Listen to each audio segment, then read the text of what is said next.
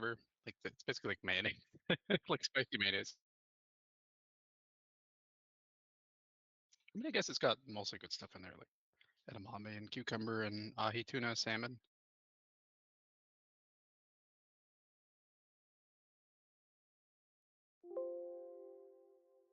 Oh, we like. What's up, everyone? Welcome to another edition of the Saga of Dice podcast with Carson. We're coming to you Hey, live. We're kind of, moving through space and time to bring you this Seraphon review. We've calculated the great math, and we know that we like dinosaurs. Um, how's your week been, Carson? it's been pretty good. I've been excited for this book. I'm not a Seraphon player myself, but I did read the leaks, and it looks like it's pretty cool. There are got a lot of really interesting stuff going on. And one thing that I'm really excited about is that any like tweak that I can think of to the book Yep. is mostly just a points issue. Like it's not that the war scrolls or the rules themselves Yeah. ever have issues. It's always just like they just like adjust points down or what have you. Then it's like chef's kiss. It's fantastic, and that's kind of what you want for them to be able to tweak in that sense. Because it's not fun if you have a bad war scroll. It's true. I think I have two small things for me, but overall I'm extremely happy with it. I think it's my favorite book that's ever come out, except for actually the very first Skaven book in AOS 2 I liked even better. Um, and you got to compare it to the for the time. You know what I mean? Yeah, of course. Um, so the Gitz book was way better. It's still better than the Seraphon book, in my opinion. But that was the problem. Like when it came out, I was like, oh, this is gonna get touched, and it's gonna get touched pretty hard, and it did. And Scraggerot went up like 30% or something, and Big points, and yeah. he shouldn't go up anymore, but I think other things are going to go up more. I think they're still going to touch hoppers. They're still going to touch Boingrots, which and the spiders are whack. So like the internal balance is totally off in that book. Whereas Seraphon, I think there is a clear winner in terms of section. I think it's Starborn, but the whole book has legs. But anyway, we'll get into that in a minute. I've got the Seraphon up on the screen there because the box set went live, so you can pre-order it now. Oh, you could pre-order it for like 5 minutes, and then they were gone, unfortunately. So, so yeah, but maybe you might be able to get a copy in like your local game store, or I'm not even sure, whatever. But yeah, but it's such a cool box set. It's like this is the most excited I've ever been for a release. And like I said to Carson beforehand, until they come out with Skaven, until they get a Skaven redo, yeah, this is as good as it gets for me. So yeah, so we're gonna go into it, but first there's a couple of pieces of very small pieces of news, just to go into, and then we'll go into that. So there was a rumor engine, and the reason I normally put it up at the start, but it wasn't even like this is so not anything AOS.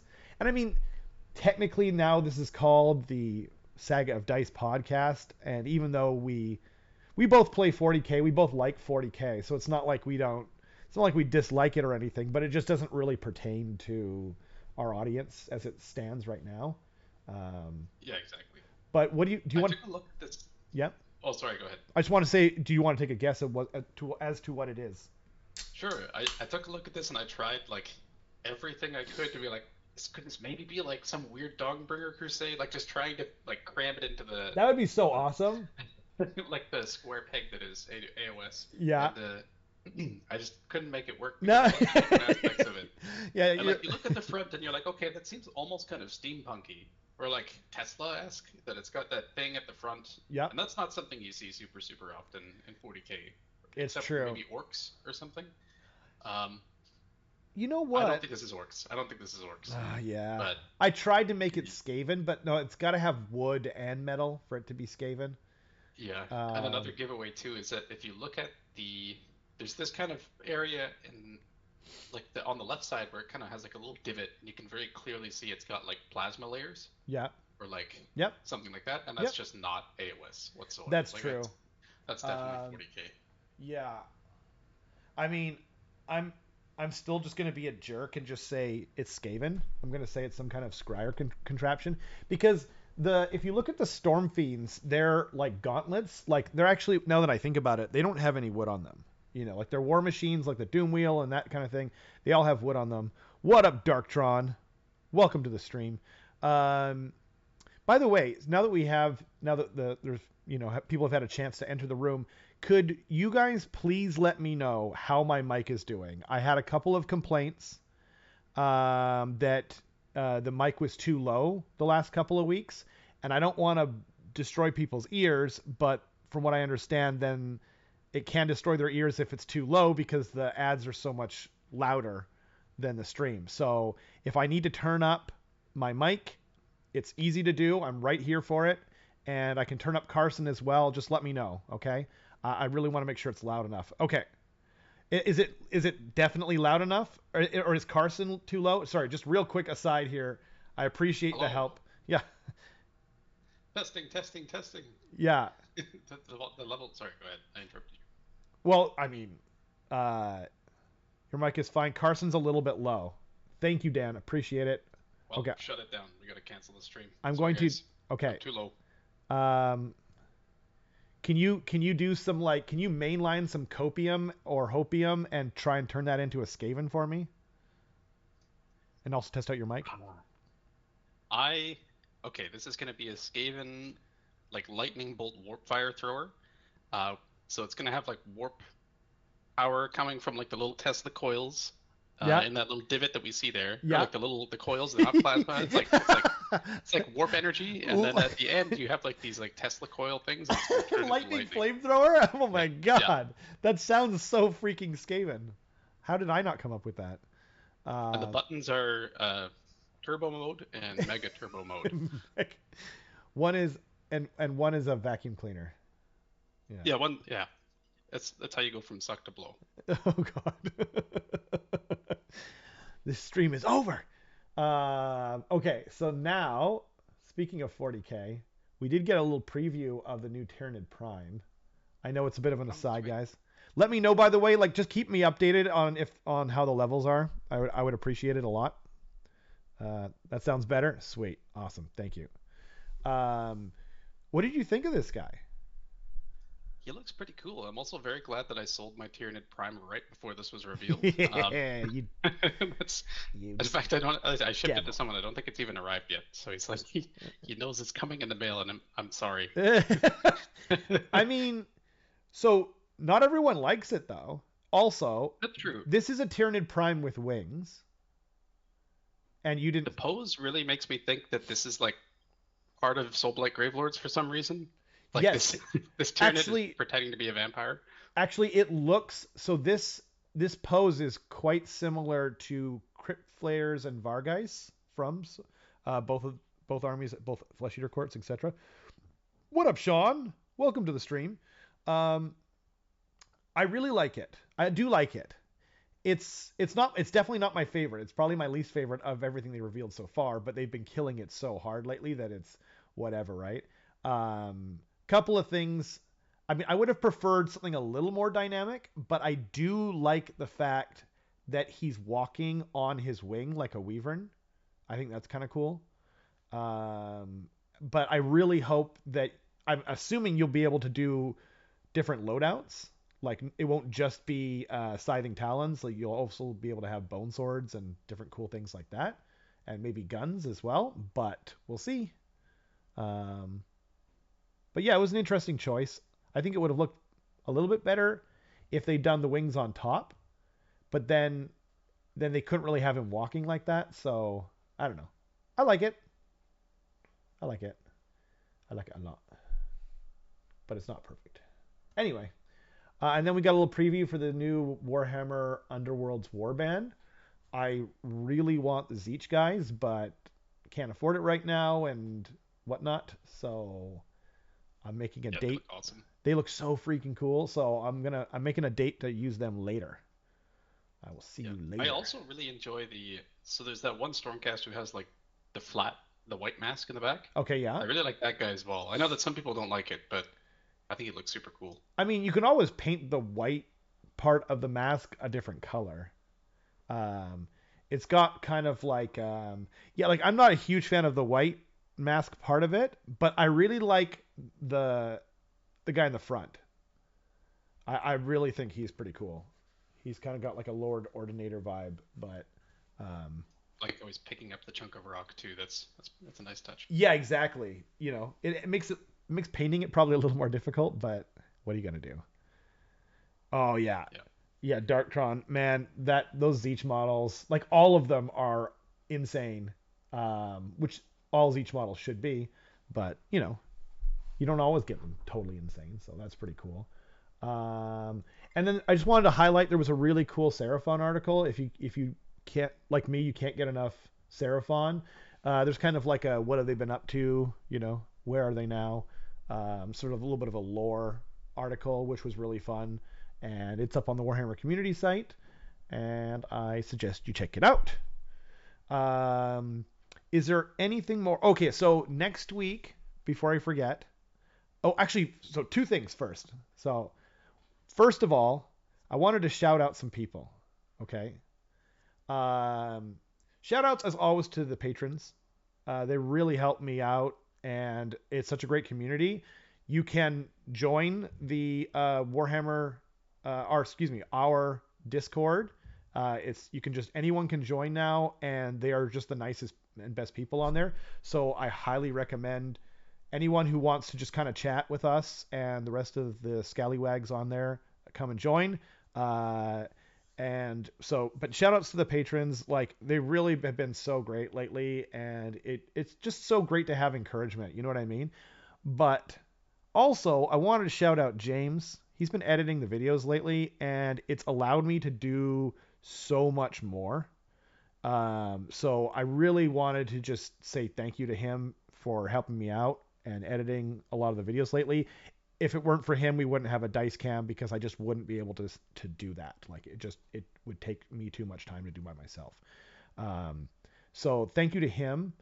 Uh, Shout outs and a thank you to Rob Taunts, who he painted up some terrain for me recently. And just speaking of saving me time, that was a huge that's like such a huge thing to me because I'm so busy, you know what I mean, during the week and weekend usually that I just can't do that stuff.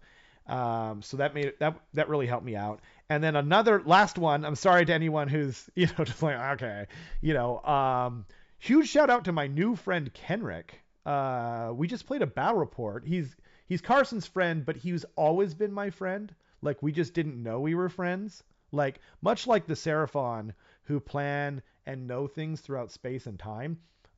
Kenrick has always been my friend, but I didn't know it until Sunday, where Carson and he played a battle report, and it's such a great battle report. It's another squeaker. We're gonna have like three squeakers in a row. Like they've all been Don't insane. describe them as squeakers. What do you mean? That's Squeak. a sports game thing. Is it a sports game thing? That's Yeah. also a term for like a very high pitched fart. That's true. So, Oh man. there's so Sean's many squeakers over here at Saga of Dice. Man, well, shout outs to Kenrick. He's a real squeaker. No, never mind. No, that doesn't work on any level. Um, like a squeaker is like a really close game of like, you know, I don't know if it's basketball in particular, but I know it applies to sports games. I don't even really watch sports, so I'm not really sure why you use that analogy. But a huge shout out to Kenrick because he's really going to help me. He's really helping me like up the quality of the camera work. And so, man, I'm really looking forward to it. So anyway, without further ado, do you want to move on to the topic du jour? I do. Okay, we are now married. Um, Oh no, yeah, I know. What a mistake. you tricked me again. That's how we got a divorce last time. Uh, Yep.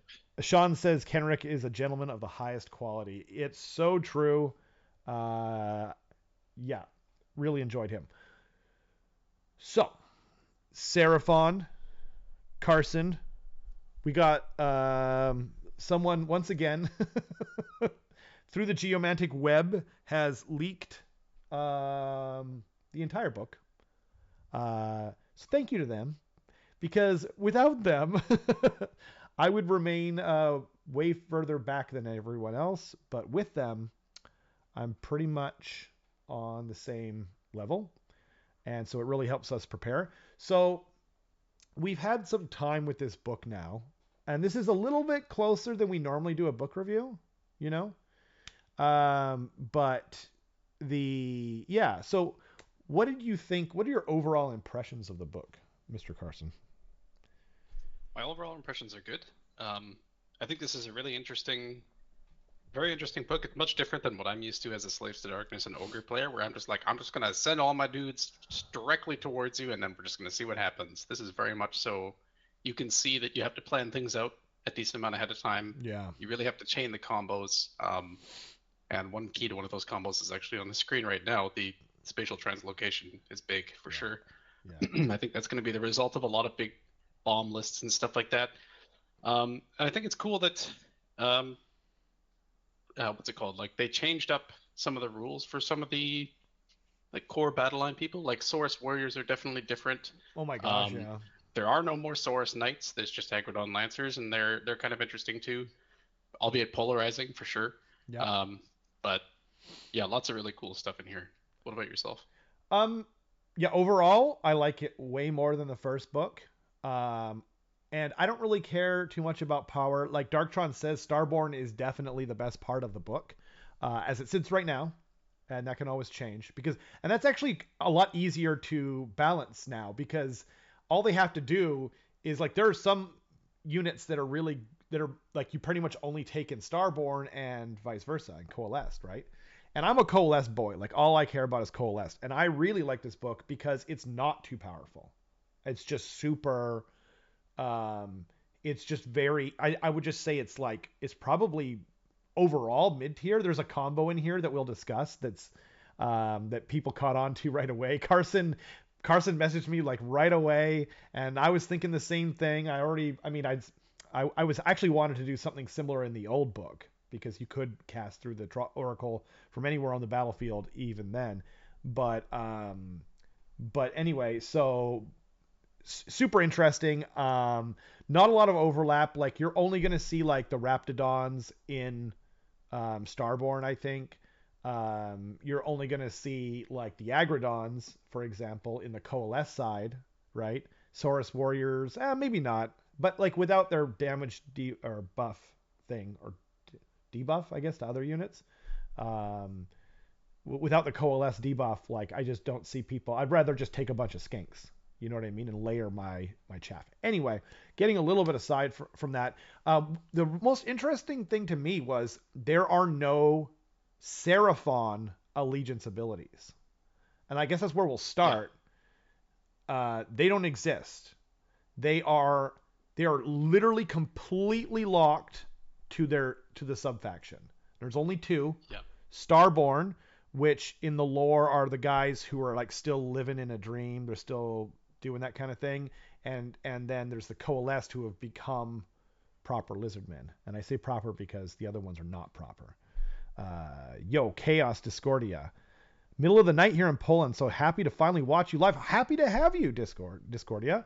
Um, it's super good to have you, and I'm sorry that we can't start earlier, but such is real life stuff. Starborn look very very good, so we're gonna start with them because they're at the front. They're at the start. Um, so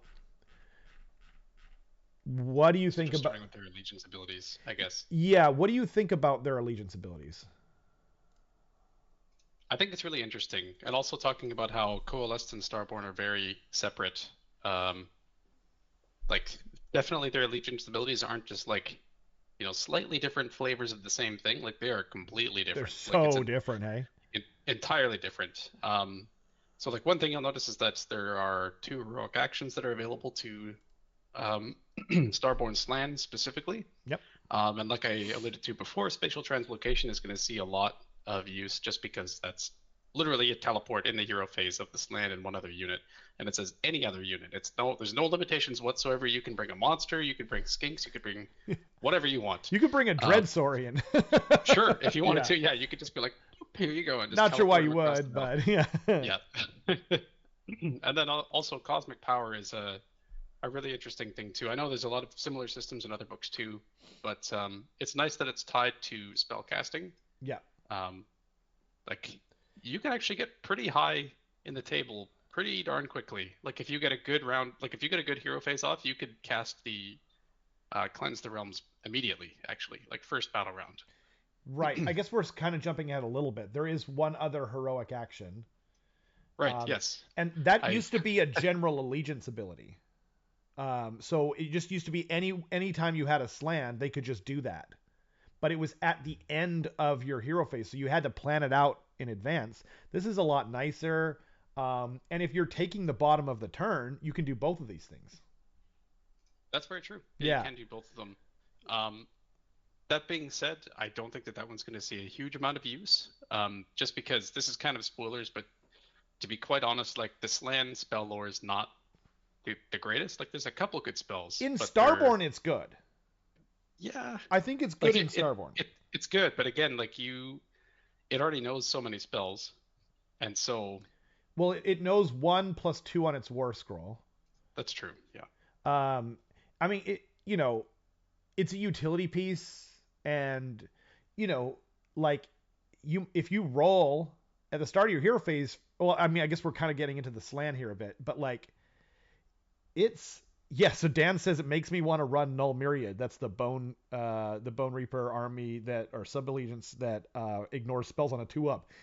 Dude, seriously, Dan, I think that is going to be because of Starborn. I think that's going to be a popular choice.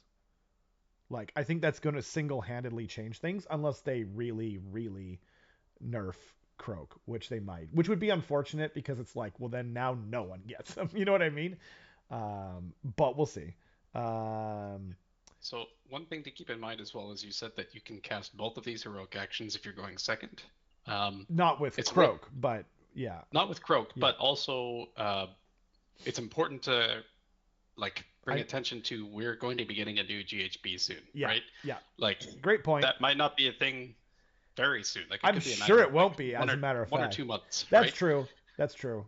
Although you know what, like, and we were talking about this during our game, they are keeping some things on, so it's not impossible. Like we might keep the whole thing, like, or it might go into a battalion where you can't shoot Galatian champions or something like that, because they kept some of the Galatian veteran rules, and I hope they do keep that battalion going forward as well. Um, but anyway, so it's not like that's clearly the worst of the two. Like teleporting, you're probably doing every turn. The only thing you should note is because, like, so if you've been playing Seraphon since the beginning, like I have, they originally got like these kinds of abilities in a GHB before there was a proper Seraphon book. There was a really bad book that had no spells, no artifacts, no command traits or anything. But then before they got the second book, they were testing a lot of the stuff out, and that used to just be part of it. You could teleport them once a turn, was part of the allegiance abilities, and then I forget how you could teleport twice. It might have been a command trait or something like that they gave with it. I don't remember. But putting that aside, you could definitely teleport up to twice a turn. But now the thing that you need to keep in mind is that the other unit has to be wholly within 12 inches of them. So you're not like you're not picking them up from across the board. You're taking them with you. It's not like it's a good rule. I'm just saying, like, it's an important distinction that people might notice, not no, no might not notice if they've already been playing it the old way, or if they're just coming back to Seraphon now. But anyway, so then there's also a bunch of like cosmic nodes, and do you want to explain that real quick? Yeah, sure. Cool. So every Starborn wizard and every Astrolith bearer is a cosmic node. Um, a lot of the heroes in this book are going to be wizards, so pretty much everything is going to be a cosmic node. Um, and then for as far as like cosmic power points, you get one cosmic power point for each cosmic node that's on the battlefield, right? Yeah. Um, and then there are some abilities that will be cast like through cosmic nodes or within a range of cosmic nodes, and they're pretty important later on. And then the cosmic power points are kind of accumulated based on basically every hero phase of yours. You gain cosmic power points, and you can spend them on the abilities below, or you can summon units, which is a table on the next page. Right. Shall I scroll down for that? Sure. Okie dokie. Unless there is one ability on this page, 5 Oh, cosmic is there? power. Yeah, Oh, Azure Light, return. yeah. Yep. Return D3 slain models to each friendly Starborn unit with a wounds characteristic of 1 or 2. So you could keep bring back your heck, you could bring, it doesn't say mount or anything, so you could bring back the Raptidons, you could bring back Saurus Warriors, Saurus Guard, nothing big like a Croxagore or bigger obviously, but you know. Yeah. You, And note that it says wholly within 12 inches of any friendly cosmic nodes, yeah, and it says each friendly Starborn unit, so it's essentially battlefield wide if you have like a good enough spread. Most of the times you're going to have something close to a cosmic node, I would imagine. you would think so, and you probably should. It doesn't mean you will because everyone has a plan until they get hit, but anyway, that's pretty good, and they only get better from here, really. Yeah. Um, so protection of the old ones, you must spend 10 cosmic power points to use this ability until the start of your next hero phase. Friendly units affected by the revivifying energies abilities have a wards of 5 plus instead of 6 plus. So a 5 up ward is really good. Um, I believe that's the ability of the Astrolith Bearer, Revivifying energies is, I think you're correct. Yeah. right? So I just don't. I'm not very good at remembering the. Yeah, it is revivifying energies. Friendly units have a ward of 6 plus when they're wholly within 12 inches of the Astrolith Bearers, essentially. So, I mean, if you're in a Starborn army though, you're going to have one, at least one, or you're going to have one probably Astrolith Bearer, right? Yeah. Um, They're so 140 points, which is yes, like fairly expensive, but it's just so much utility. The only so like if you get sniped off the battlefield, then that's definitely going to cripple you a little bit. But it is. Yeah, I don't know if it's enough to justify bringing two, because that's all of a sudden like yeah, over an eighth of your army in just two models, right? yeah, exactly. And they're not. They're not good for much else. No, they're not. I mean, yeah, they buff your cast. Anyway, we'll get into them in a bit, I guess. But yeah, I agree. I don't see myself. I'm gonna probably have because I want the new model and I've got the old one, so I can run two if I want at any point. But yeah, Yeah. I might have to rebase. I'm not One sure. addendum to what I said as well as previously, I said in your hero phase you get one cosmic power point for each wizard and astrolith bearer that's on the battlefield. Yeah, You also get an additional cosmic power point for anytime you successfully cast a spell. I So thought that's you said important to that, but note. it's probably because I was knowing what you were going to say or meant to say. So Yeah. uh, So it's you can get quite a few in a turn. You can very yeah. easily get 5 and do the essentially army-wide heal, but it's very easy to get 10 or 15 as well. Well, I mean, you get one as long as each of your leaders is a wizard or an astrolith bearer, you're going to get 6 per turn as long as they're alive. And then that's not even including getting them for spell casting and other stuff. So anyway, yeah, Yep. it's pretty easy. So then the last one is you must called Cleanse the Realms. You must spend 15 cosmic power points to use this ability. Roll a dice for each enemy unit within 12 inches of any friendly cosmic nodes on a 2 plus. That unit suffers a normal mortal wounds equal to the roll. That could be like a crazy like carpet bomb of mortal wounds if you have your guys spread out. Um, Yeah, it's definitely a really good get out of jail free card. yeah, I think it's tough to use offensively because most of the time your cosmic nodes are not particularly tough, right? that's true. Um, Most of the time they're wizards, which don't tend to have great defense profiles. Especially skinks, which is what you're going to lean into. Yeah. Alex, But thank it's you. great for if someone like charges your front line and then you're just like, haha, here you go, and then boom, just completely carpet bomb, like you said. Yeah, I mean, and like you will probably be able to get up to 15 and by the end of your second hero phase. So, Easy. um, and thanks for painting along, Alex. Appreciate you having you guys here. Just going to check in with everyone and make sure our mics sound okay, that the volume is in fact loud enough. Please let me know if it's not. I can turn up both mics. Anyway, and then do you want to explain the last bit here? Sure. So Summoning? at the end of the movement phase, you can use any cosmic power points you have, which do accumulate over each turn. So if you don't use them, you have them for the rest of the battle. And you can use them to basically spawn a unit on this table according to the cosmic power cost associated with it. So if you get 30, you could spawn an engine to the gods, or as little as 8, which would be 10 skinks. So that's super nice too. If you just need some extra, like objective taking units in a pinch or something like that. Yep, absolutely. What do you think of the cost of them? Um, I would I would much so if I were playing Seraphon, I would much prefer to use probably one of the abilities as opposed to just spawning one of these units, unless I was like really, really behind in the objective game. Yep. Because thinking about like so if I think about getting 5 Raptidons, either chargers or hunters, versus like all of those mortal wounds, Yeah. it's like easy choice. Yeah, yeah, right? Very, very easy choice. So, but yeah, exactly. Now that depends on your spread of heroes, but you can, if you assuming you put some cosmic nodes up there turn 1 and then turn 2, same thing, right? And wait a second, it's at the end of your movement phase. So you can Yeah, get so you stuff can't in even. there. Wow, yeah, that's even more of a it feels like they're leaning away from summoning in general, you know?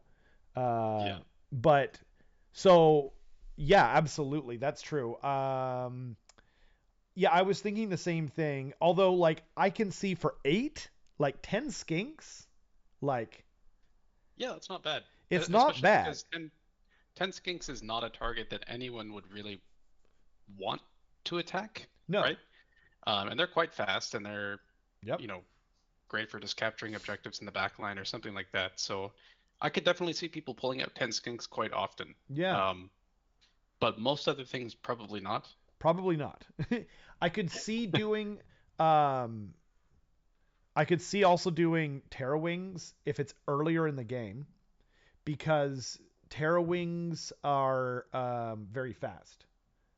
And so then like if it's like battle round 4 and you're like, okay, I need to do this thing. I'm going to put these Terra Wings, I'm going to summon them as far up as possible, kind of in the corner, and then whoosh, they go way forward and, capture, like they get you a desecrate their lands or just something, or just a back objective that you won't be able to get to otherwise, that they've screened Yeah, out. absolutely. So something like that. But yeah, on the whole, like I just like I unless you're getting like shoot. I mean, you know what? If you're getting like 15 a turn, I could see getting an Engine of the Gods or something, you know?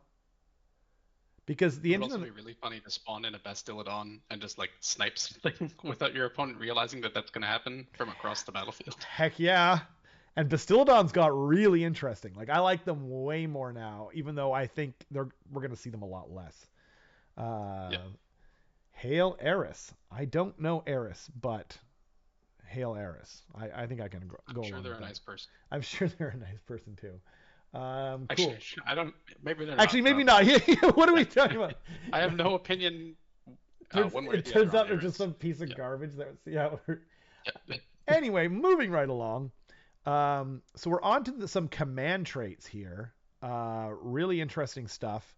So they've separated them. If we're in um, Starborn, they have Slan and they have Skink. And if we're in Coalesced, they have Slan only and they have Saurus only, which is a really interesting choice. I'm not sure that I like it. I don't like I like having 2 sections, but I think it'd be nice to be able to have a skink. Like anyway, whatever. It's thematic. I'm fine with it. I just want to play with Saurus mostly anyway myself, so it's fine. So what do you think of these? Okay, so first of all, who do you take? Who are you taking as your general? A skink or a slan? Okay, so I'm coming at this from the perspective of a destruction player, so bear with me here. You're not just a But destruction player. that's true. That's true. I'm dabbling with chaos. Yeah. Yep. Some of the ruinous powers. We're kind of I'm, friends I'm with benefits. casual, Yeah. casually curious. Um. Anyway, go on. So I I know it's stupid, but I really like the Arcane Might command trait Okay, for the can you slant. explain it? Okay, so Arcane Might is basically you can control up to 3 predatory aimless spells per hero phase with that slant. Yep. So it means you can essentially, if you wanted to, cast like Ravenex, Quicksilver, and Purple Sun, and all have them be controlled by one slant, and all cast them in the same turn if you wanted to. Heck And yeah. the thing that we alluded to earlier with the whole slant being able to teleport somewhere on the battlefield, Yep. and we'll get to how they interact with oracles later too. You can effectively turn one, just like drop all three of those in your enemy's front or back line, Yep. which is very funny to me. I enjoy that a lot. Yes. I don't Absolutely. think that's the best one. I certainly don't think it's like meta, but I think it's very cool, and it's something that would like make your opponent sweat quite a bit. Indeed. Yeah. Like super early in the morning that this came out, Carson messaged me, right? Before I even saw these leaks, right? And he's like, I want to make a slideshow. It's gonna be, and it's gonna be called, what was it called? I forgot. I was dabbling with a couple names and I wrote them down just so I could mention them during the stream. But the one that I finally settled on was the Slanhattan project, Slanhattan um, Project. Heck yeah. which involves Croak too, who is a slant. If you might have forgot. Um, he so I decided on Slanhattan project, but some of the other ones that I was dabbling with were Come On and Slan, Everybody Do the Jam, Slan Band, Thank You Ma'am, Ham Slanwich, and Tyrion Lannister. Oh my god, those are amazing. I do like Slan Bam, Thank You Ma'am quite a Yeah. bit. I like the party one, whatever that one Come On and Slan, Everybody Do the Jam. was. That's a Space Jam reference. Yeah. I couldn't repeat it, like I wasn't able to. Um I think this Manhattan project is the most fitting though, because the idea is you teleport a Slan and a Troglodon up the field, and then you cast the said three endless spells and just destroy a lot of stuff with them. And then you cast four spells through Croak through the Troglodon you just teleported. Now that's the thing that everyone figured out, the whole Troglodon teleporting thing. Like it was everywhere at the start. I recognized it right away because like you could do it in the old book too. It just didn't function the exact same way, right? Whereas now it's like it's even better, and Croak doesn't have to worry about casting up, and yeah, it's just like it's better in every way. And then, but if you combo this with Carson's idea, it's just like mother of God, like everything is dying. I love it. Oh, uh, Eris is the goddess of discord. In Greek, her name is Discordia. I love it. I did not know that, and I love it. Uh, what is going on? I don't even I don't even know what Robin's doing in the chat, but I'm afraid to ask. Okay, so I like it too. Um, let's talk about some of the other ones too, though. Sure, of We've course, got yeah. ignore modifiers, positive and negative to save rolls for text target unit. So basically, it's ethereal. It's not as good as like the OBR one, and he's already got a 4-up save.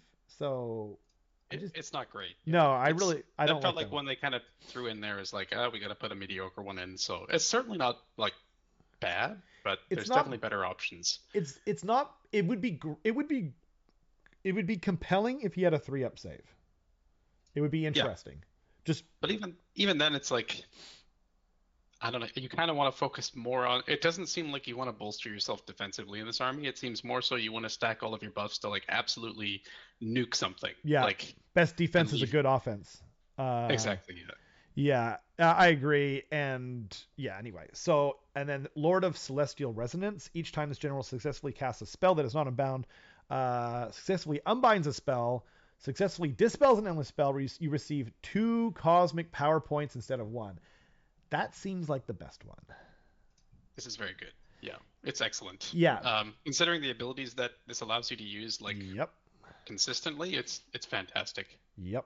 It really is, and it because so then you could be getting two or so you could he casts 3 spells, so you could be getting 6 per battle round from this one character. Um, Oh, it's and more because if you're unbinding spells, you're yeah, getting way more in your opponent's yeah, turn, no, right? that's what I'm saying. So you get 2 for each spell you cast, Yeah. right? And then you get 2. Oh yeah, duh. Oh my god, I'm not doing the math. I'm sorry, guys. Yeah, so it'd be 12, up to 12, assuming you're Yeah. successful. And if you combine it with Ixty Grubs, then you're re-rolling your casts. Now, the you're only +1 most of the time.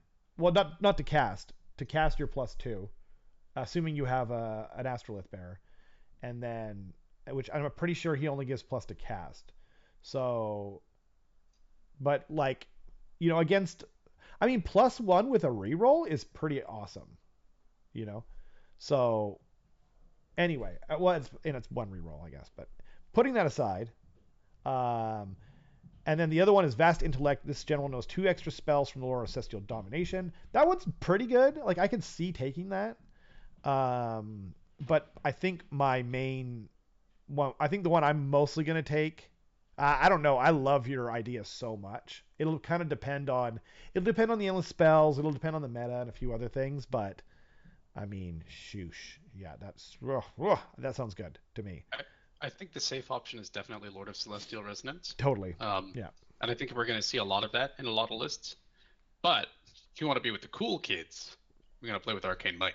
If you want to hang out with the cool gang, you want to go do some hopscotch with the Devil's Lettuce, you're going to be doing Arcane Might and not Celestial Resonance whatsoever. Yeah. Yeah, absolutely. Um, yeah, it's so strong. Sorry, just to answer, I am, as David, this is the most excited I've ever been for anything in Age of Sigmar or 40k. The last time I was this excited was when the Lizardmen versus Bretonia box came out in 5th edition. This is going to be my first limited edition box. Um, like, this means so much to me. It's stupid. It's actually I'm taking it a little bit far, frankly. Um, yeah, I'm just taking a little bit of like some downers every now and again just to keep it under control. No, I'm so freaking jazzed. The Dread Saurian, though, the good news is the Dread Saurian is not dead yet. So that's what everyone thinks has kind of happened with each of the books as they come out. Everyone thought it had happened to Gitz, it happened to other things, but they're still in there. We don't know what's gonna happen to them. I'm assuming all the Forge World stuff is just gonna get tossed maybe in the next General's Handbook or the General's Handbook after that. But they've been saying that for a while, and then they're not selling them on Forge World, but you can proxy or do whatever. I do love my Dread Saurian. If they do take him away, I'll have to figure something out. Like, I can't just, like, what am I gonna do? Like, throw him in the garbage? Like, no, right? Anyway, that's another thing. And don't worry about it, Robin. I like all enthusiasm, frankly. So it's all good, man. Uh, yeah, yeah, exactly. Chaos, exactly. So going back to it though, I did want to mention another thing for the slam. So as it exists right now, you can still take Master of Magic. So if you take Master of Magic and Ixty Grubs, you're re-rolling 2 unbinds and 2 spells per turn, uh, and dispels or whatever, right? With the +1, like, that's interesting, you know. I don't think it's enough to stop me from taking Lord of Celestial Resonance though, just because it's such an amazing force multiplier. But anyway, yeah, that's sort of where I'm at. Just wanted to mention it though. Skink, command traits, Skink only. Master of Star Rituals, Wizard only. This general knows all the spells of the lore of celestial manipulation in addition to any other spells they know. So that's kind of not bad. I don't really Yeah, see great. myself taking a like skink star priest or star seer as my general. No, Uh, probably not. But it's kind of just a better version of Vast Intellect, yep, it seems. yep, So that's nice. it's true. Although, and the skink lore is more, um, it's smaller. So That's true. for what Yep. it's worth. Nimble War Leader roll 2d6 instead of d6 when making run rolls for friendly skink units if while they are wholly within 18 inches of this general. Um, I think this one's probably the best of the three. I think Uh, so but I too. but I agree with you in that I'm probably not taking a skink as my general. As it sits right now, I agree.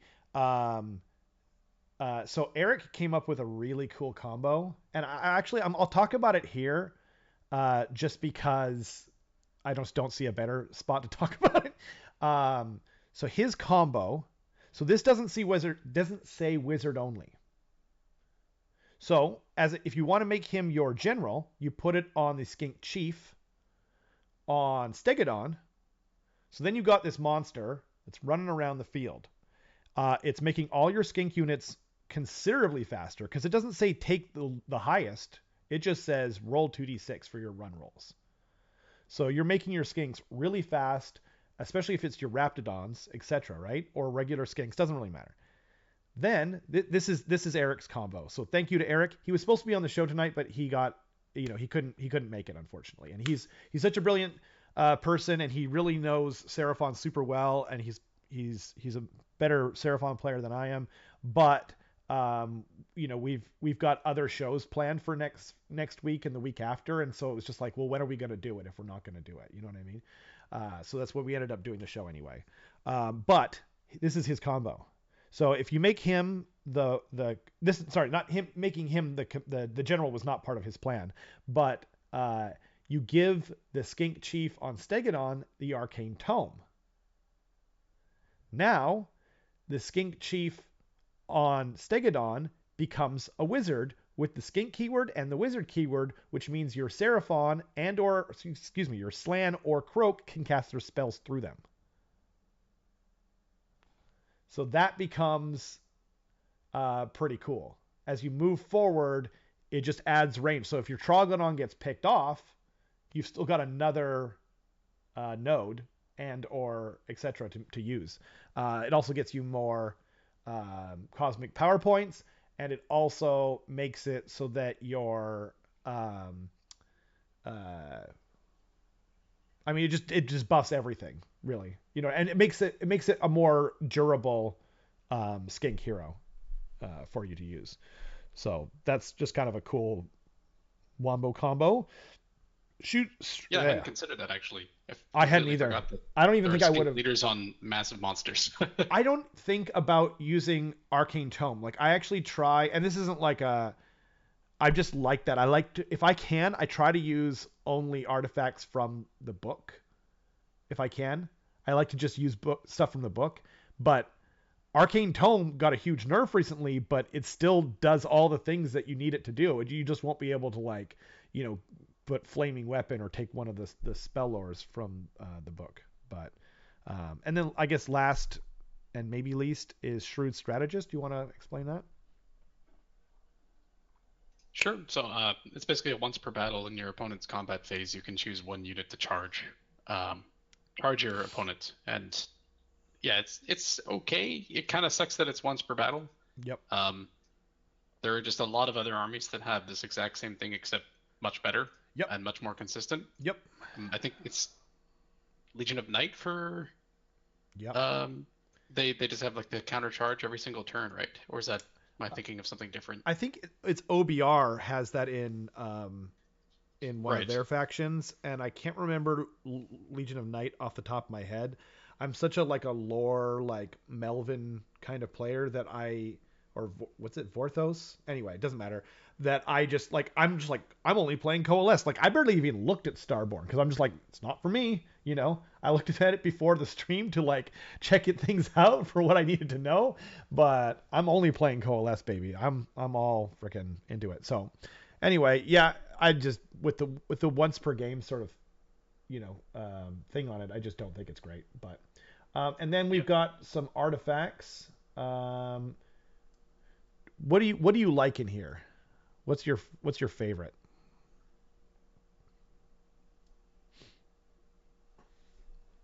Do you have one that you like in particular?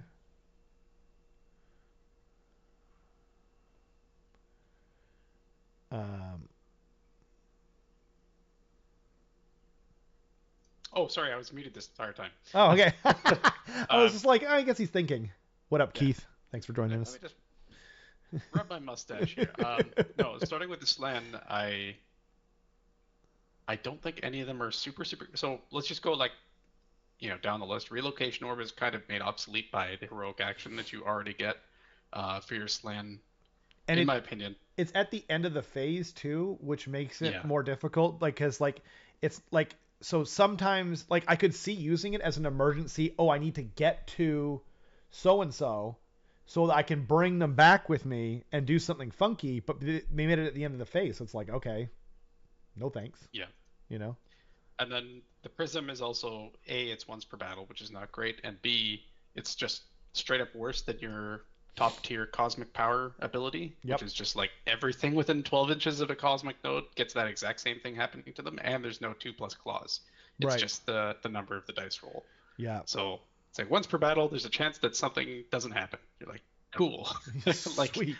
yeah, it always sucks when that's the case because it's like, why am I taking this if there's a chance that absolutely nothing will happen whatsoever? I hate those artifacts. They're the Yeah, worst.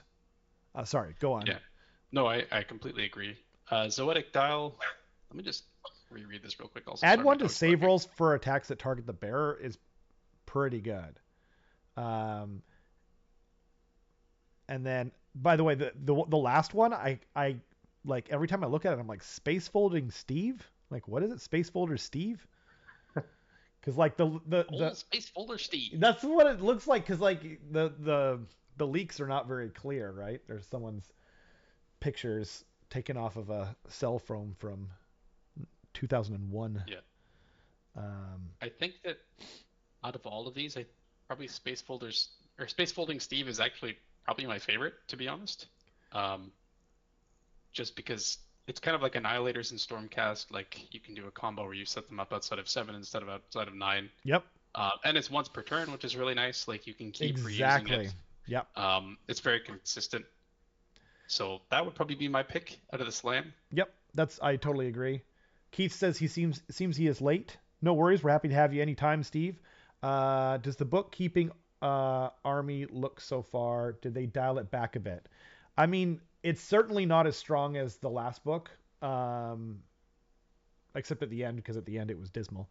Um, it it's just great. It's not that powerful. Like it's nowhere near Gits or Lumineth or any of that stuff. But it just seems like it has a lot of fun stuff. It's right in the zone, I would say. I love it. Um, and we're not even at my favorite part of the book yet. And then we're gonna go on to the Skinks. Yep. Uh, so So Incandescent. following, Sorry. I was going to say following what you were just saying, incandescent Mm-hmm. rectresses. Retrices. That Yep. sounds odd, but It's been in the there since the beginning, since GHB. In fact, I think it was in the old fantasy books as well as a right. as an artifact. But sorry, go on. I could see you possibly taking that if you're taking like a skink chief, like you were saying, Yep. just to keep tanky. Yep. Like Keep them that in the might be game. kind of nice. Yep. Yeah. Um, But sorry, go ahead. and then Sacred Stegodon Helm. Add one to save rolls for attacks that target the bear. In addition, add one to the damage characteristic of melee weapons used by the bear if they made a charge move in the same turn. Now, this will not affect your mount. Artifacts and command traits do not affect mounts.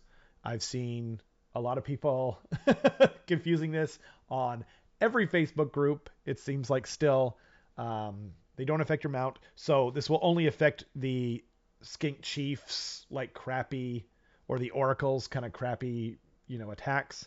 So I really just don't see you caring about that. The thing that I like is just to add one to save rolls. Like that's probably more durable than incandescent retrices because like you can burn Yeah. through the damage and they just die in one turn. Whereas the save roll might just keep them long enough to get them out or do something else. Um, Yep. And It's then, also yep, regardless of what type of attack it is too, like both ranged and melee too, which is really nice. exactly. Honestly, I could see just only taking skink um, artifacts. You know, I could see just taking incandescent retrices and sacred stegodon helm. I wouldn't take cloak of feathers because you can't have the monster keyword, and it's just -1 to hit and add 4 inches to the move, and they can fly. But it's like, okay, you know, yeah, Yeah. not impressed.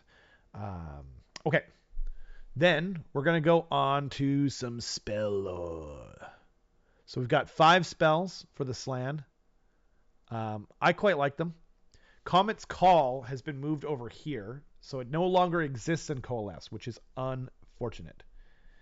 Yo, yeah, I scald. Love it. Love it. Yeah, can you guys see when people are scalds on the channel? That's amazing. That's what the name is of people who are members of the Saga of Dice YouTube channel.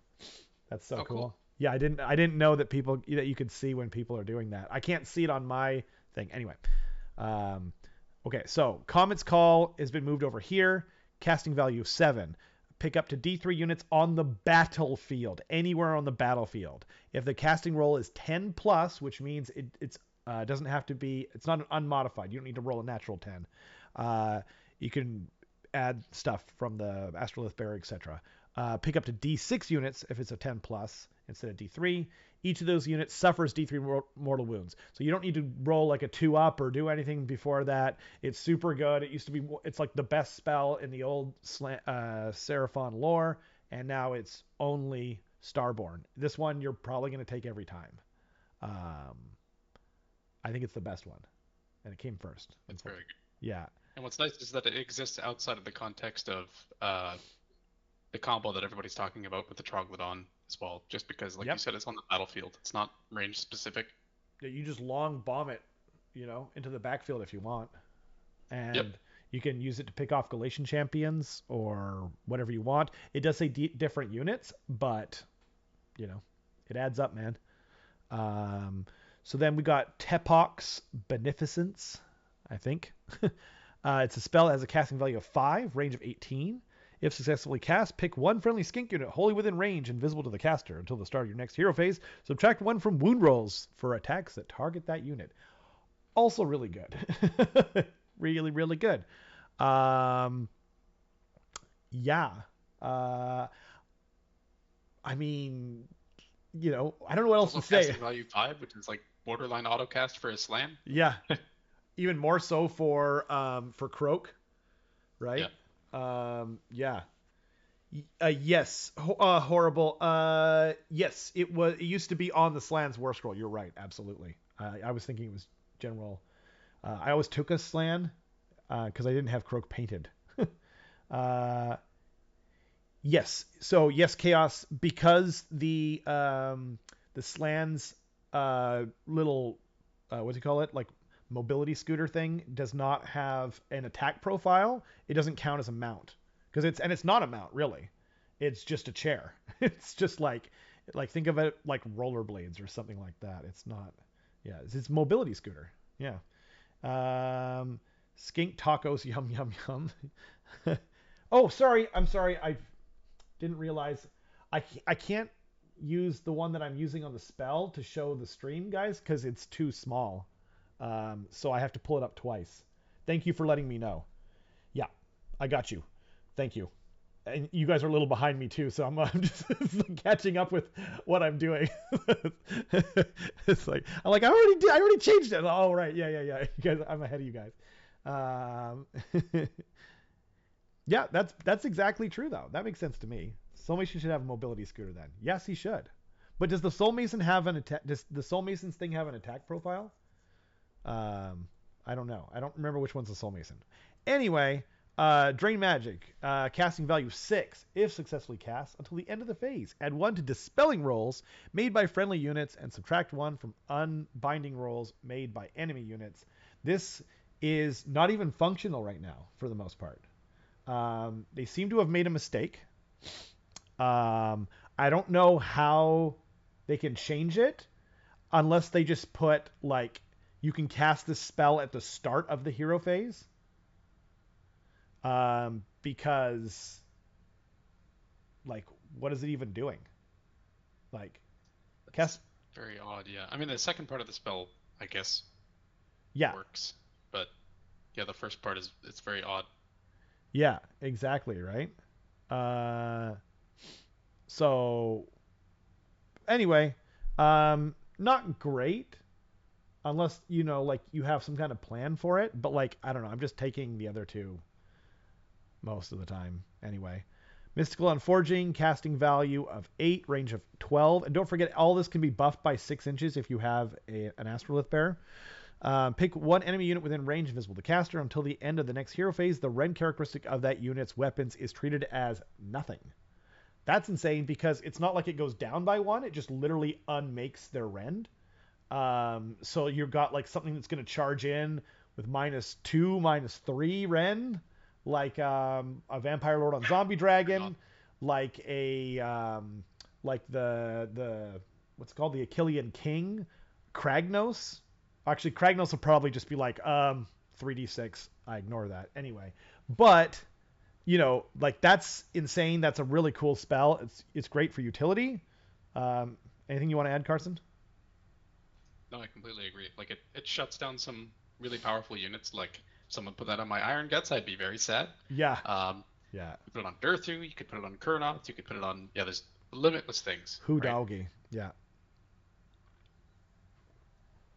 You have to be close, but you can teleport.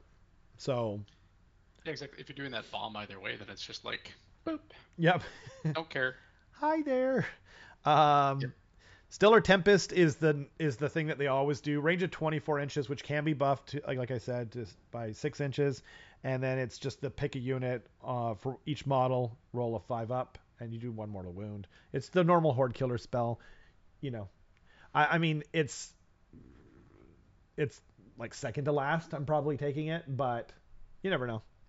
I can see it. Okay, and now I'm going to remember to scroll this down first so we can see the skink spells nice and easy. Um, Keith actually brings up a good point, which is that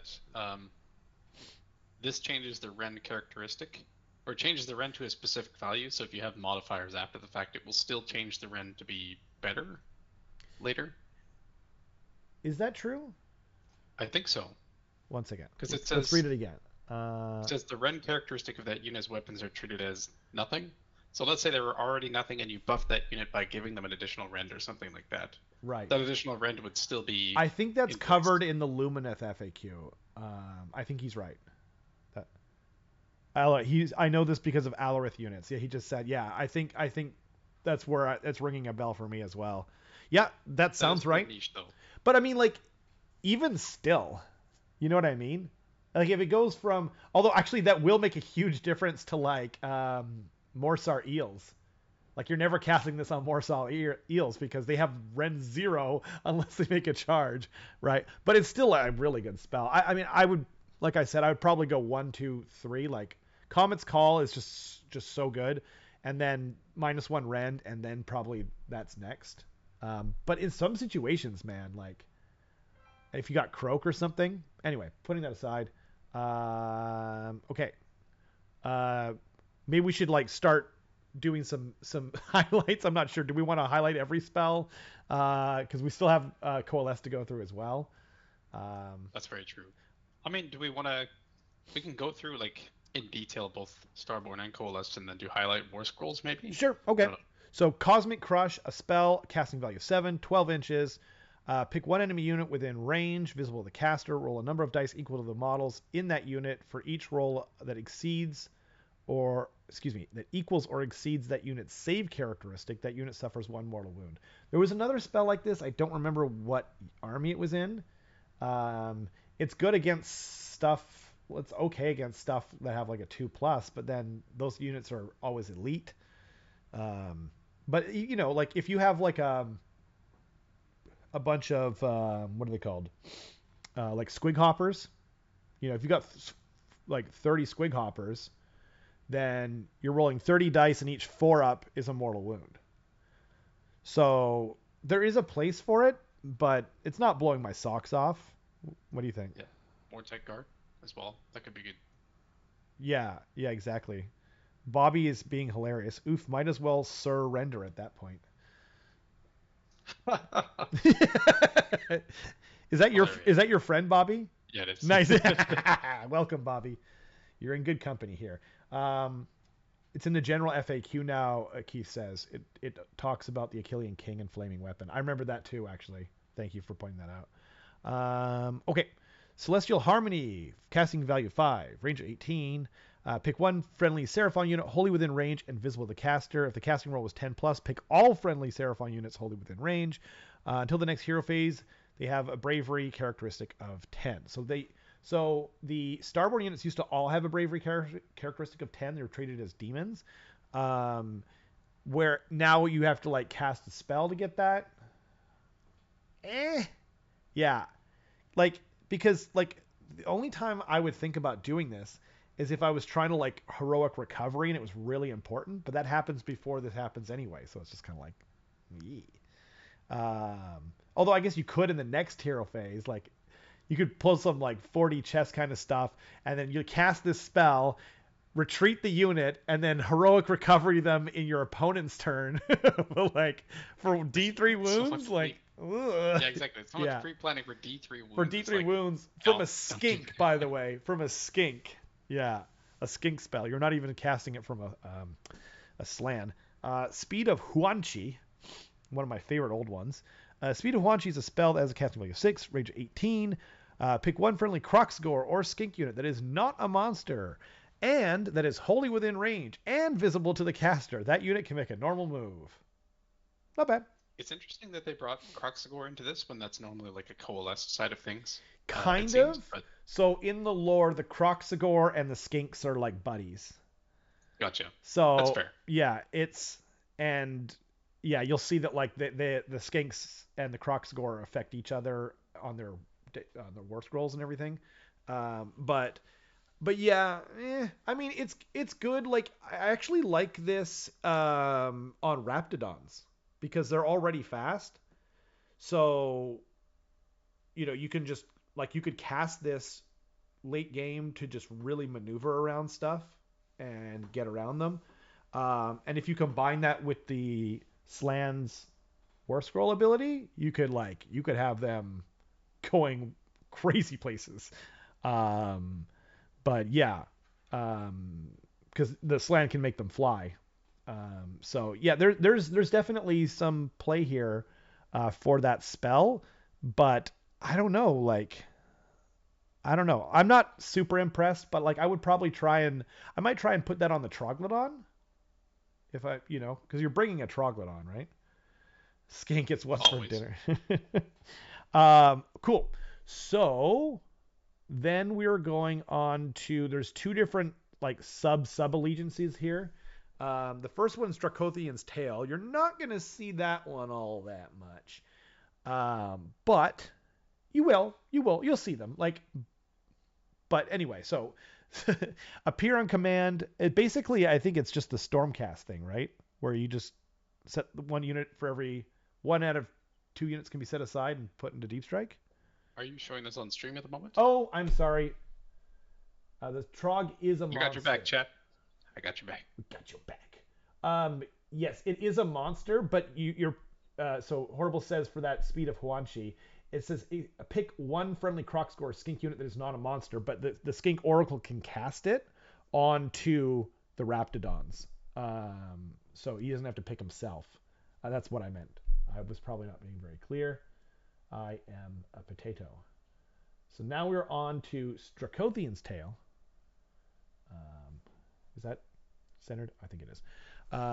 So during deployment, instead of setting up Dracothian's Tail unit on the battlefield, you can place it to one side. Set up on the Temple Ship as reserve unit. You can set up one unit on the Temple Ship for each of Dracothian's Tail unit you have set up on the battlefield. At the end of the movement phase, you can set up one or more of the reserve units on the Temple Ship onto the battlefield within 12 inches of a friendly cosmic node and more than 9 inches from an enemy unit. So it's cool that it doesn't have to be on the edge of the battlefield, but it does have to be near a node. So if you've lost them from the key points, you kind of lose your ability to do it.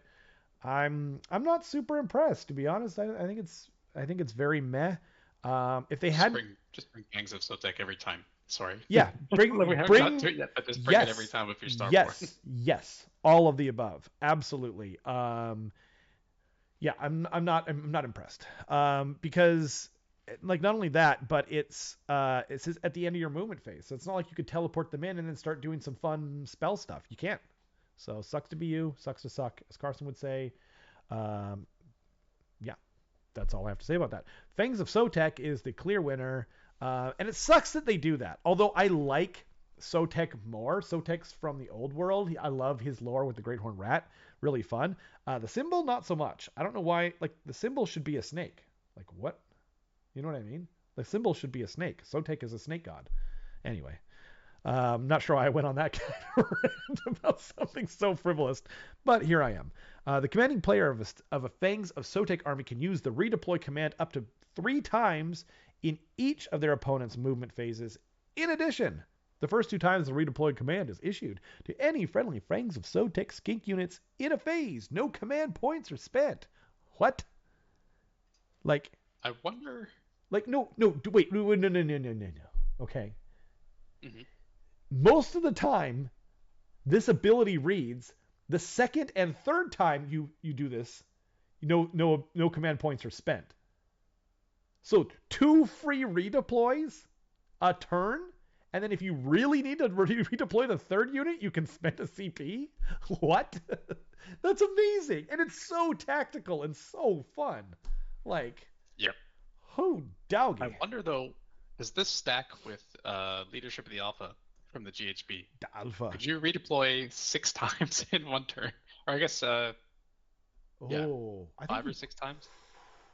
that's Because then it crazy. would just You be would, like my but whole army, boop, just um, backwards, right?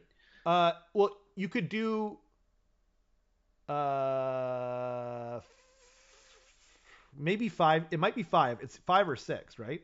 Because you do 2 for free, then you spend the 1, and then you can do 2 more after that. Yeah, I think. But this says you can do it for free.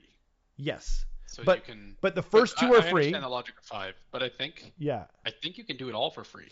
Because it says the first 2 times you cast redeploy or use redeploy, it's for free in this one. yeah, So maybe you can say, no, but this specifically says up to 3 times in each of the opponent's movement yeah, phases. So probably not. It probably yeah. doesn't Probably say. not. Yeah, up to 3 times. Keith caught it as well. Like Yeah. we're just a little bit ahead of you, Yeah, but just get it. we did Going too actually far. catch it. Sorry. Yeah. um, But it's but still fantastic because this is effectively like a Leadership of the Alpha every single turn. Well, and this is Or not every something. single. By the way, this is not something you thought of ahead of time. We have not discussed it. This is just something that came up to you right now, and so Yeah, you were exactly. you were thinking on the fly. But like, it's that was a cool idea. But like 3 times, like just 3 times is insane. 2 times for free is insane. Like most of the time, I don't need 3. Like 2 is like, ooh, baby. You know what I mean? Now you got to be careful not to redeploy units that you want to unleash hell with. But other than that, I mean, frankly, you most of the time you don't want to unleash hell with this army. Um, so there is that. Uh, you can do this to a skink oracle or a troglodyte or a stegodon. Yeah, it says fangs of Sotek skink unit. So skink chief, stegodon, they all have the skink keyword. So yeah, you can get funky with this stuff. A lot of the time, like I said, though, you don't. It doesn't mean you want to do it, but like the utility is incredible. Yeah, loves it. What's really nice too is that specifically for Fangs of Sotek, the new Raptidon units are also battle line, um, which are Yeah, really great for like filling out. I know skinks are already way cheaper, but if you can have those as your battle line, then all of a sudden you don't have to have skinks. Like you're not limited to doing that as your cheapest option, yeah. and they're super fast. And yeah, They have even more utility. Um, I was looking at like a combo, which we may or may not talk about later. Um, but I think the answer is you mostly just take hunters. Um, but anyway, we'll get to that later. They're very interesting though. I think they're a really interesting new unit, and they look really cool. Um, okay, now we're on to the real stuff. Okay, real lizards play Coalesce. If you're a true fan of the dinos, this is where you live. This is where I live. Um, I don't ever want to leave, Carson. I don't ever want to leave. So, Coalesced constellations. You have Coatle's Claw. You have Thunder Lizard. Same as before. And then predatory fighters. Add 1 to bite rolls for Coalesced Saurus and Coalesced Crocscore units with the Mighty Saurus Jaws, or Vice-like Jaws ability. So at the end of the it's either after they fight or at the end of the combat phase. I think it's after they fight. You roll a dice for each unit, and then some of them, like the Saurus, like Old Blood, they roll 3 dice, and it's for each 6 up. You do a mortal wound. This would make it a 5 up, and then there's actually another way of making it a 4 up. So, so it's interesting. This is not where the real juice is. Darktron says he wants chargers, not hunters. That's interesting. I don't want my chargers ever charging anything. Like, I just don't think. Anyway, that's an interesting thing. That's an interesting note. I like the hunters more, but they are better together. But I'm not sure that you'll see that super like very often. Anyway, the real juice is they kept Scaly Skin. Subtract 1 from damage inflicted to a minimum of 1 for each successful attack that targets a friendly Coalesced unit that has the Saurus, Crocsgore, or monster keyword. So pretty much everything except for Slan. This won't affect Croak because he doesn't have either of those keywords or any of those keywords. But yeah, it's really good. That's the best single ability. Um, it's really what makes Coalesced viable. It's definitely not where the juice is, but it's where real lizards play. And then Coalesced monsters have an additional table of Coalesced monstrous rampages, which becomes super interesting in Thunder Lizard. And I think that's where the juice is, probably in Coalesced, but my heart belongs in Coatle's Claw.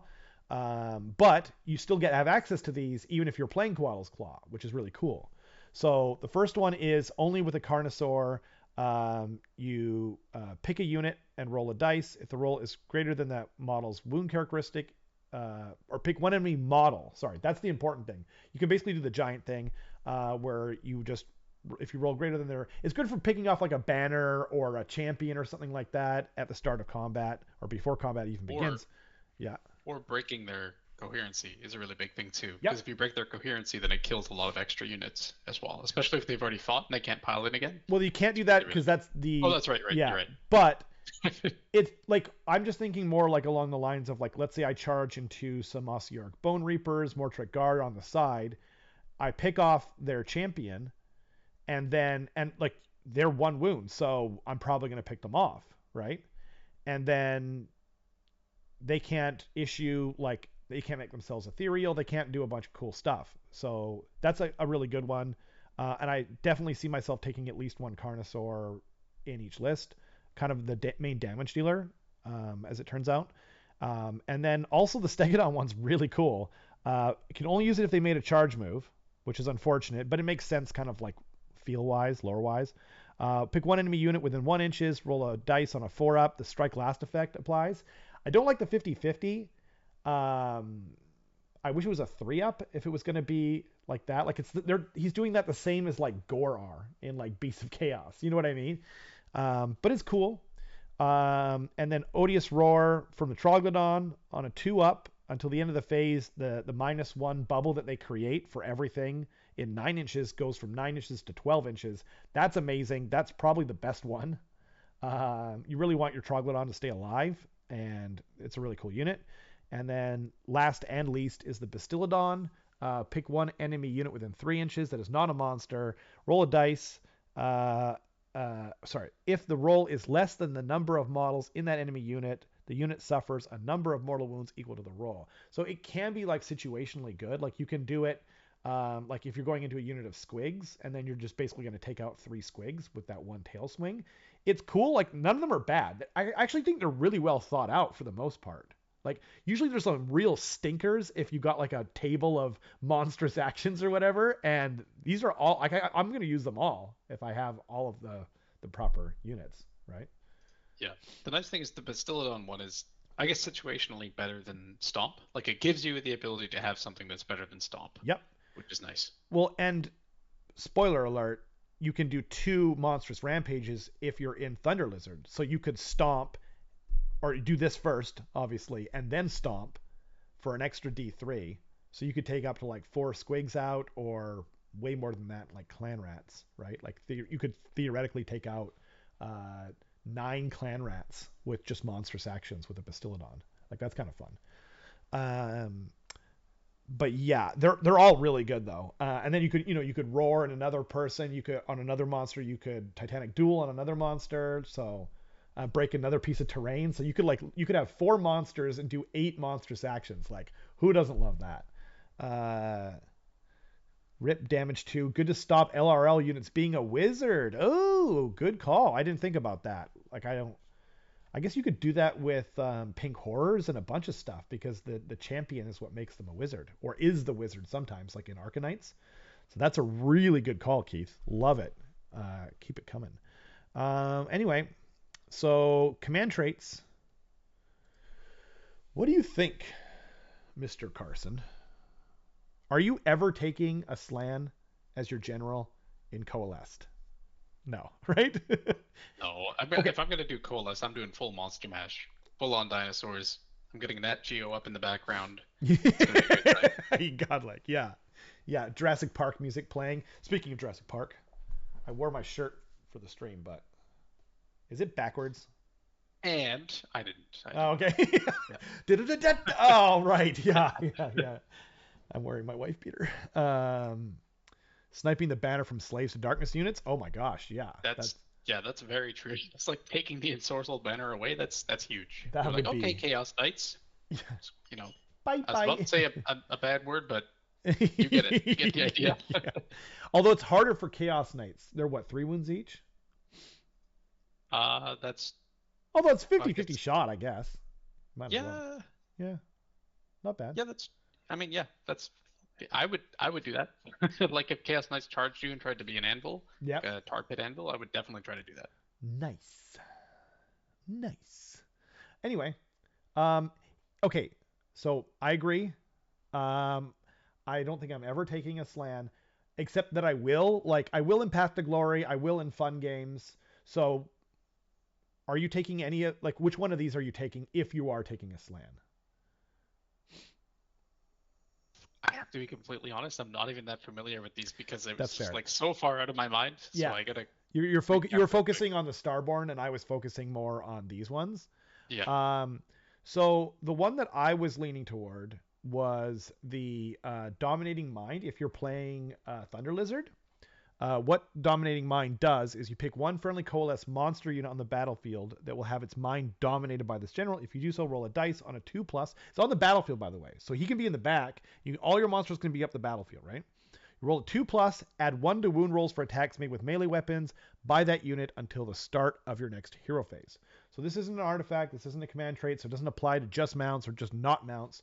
It just applies to the whole dang thing, right? So you can just have your no, but you're never taking this in Quaddle's Club. Or not never, but you're probably not because when they charge, they get it anyway. Well, that's not true actually, because Stegodon units don't get it. But then why are you taking Stegodons in a? You know what I mean? Actually, I guess you take them in Thunder Lizard. I can see it. I don't know. I can see it. But in Thunder Lizard, I think this is compelling. Um, uh, but yeah, I don't really. So Custodian of Divine Technology is just you get 2 artifacts in addition to other artifacts, so you could take up to 3 artifacts. But I just don't think that they're worth it. Like I'm taking Ixty grubs every time if I'm taking a slant, which is getting ahead of things. But I don't know. Anyway, well, I'll read the other ones. Once per battle, so Wrath of Aeons. Once per battle, at the start of your combat phase, you can say this general will rouse the wrath of the Seraphon. If you do so until the end of that phase, add 1 to the attack characteristic of melee weapons used by friendly Saurus and Croc score units while they're wholly within 12 inches.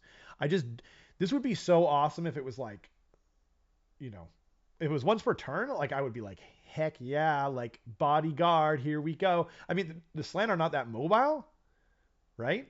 So it's still not like it's not an auto take or anything, but I would probably take it, right?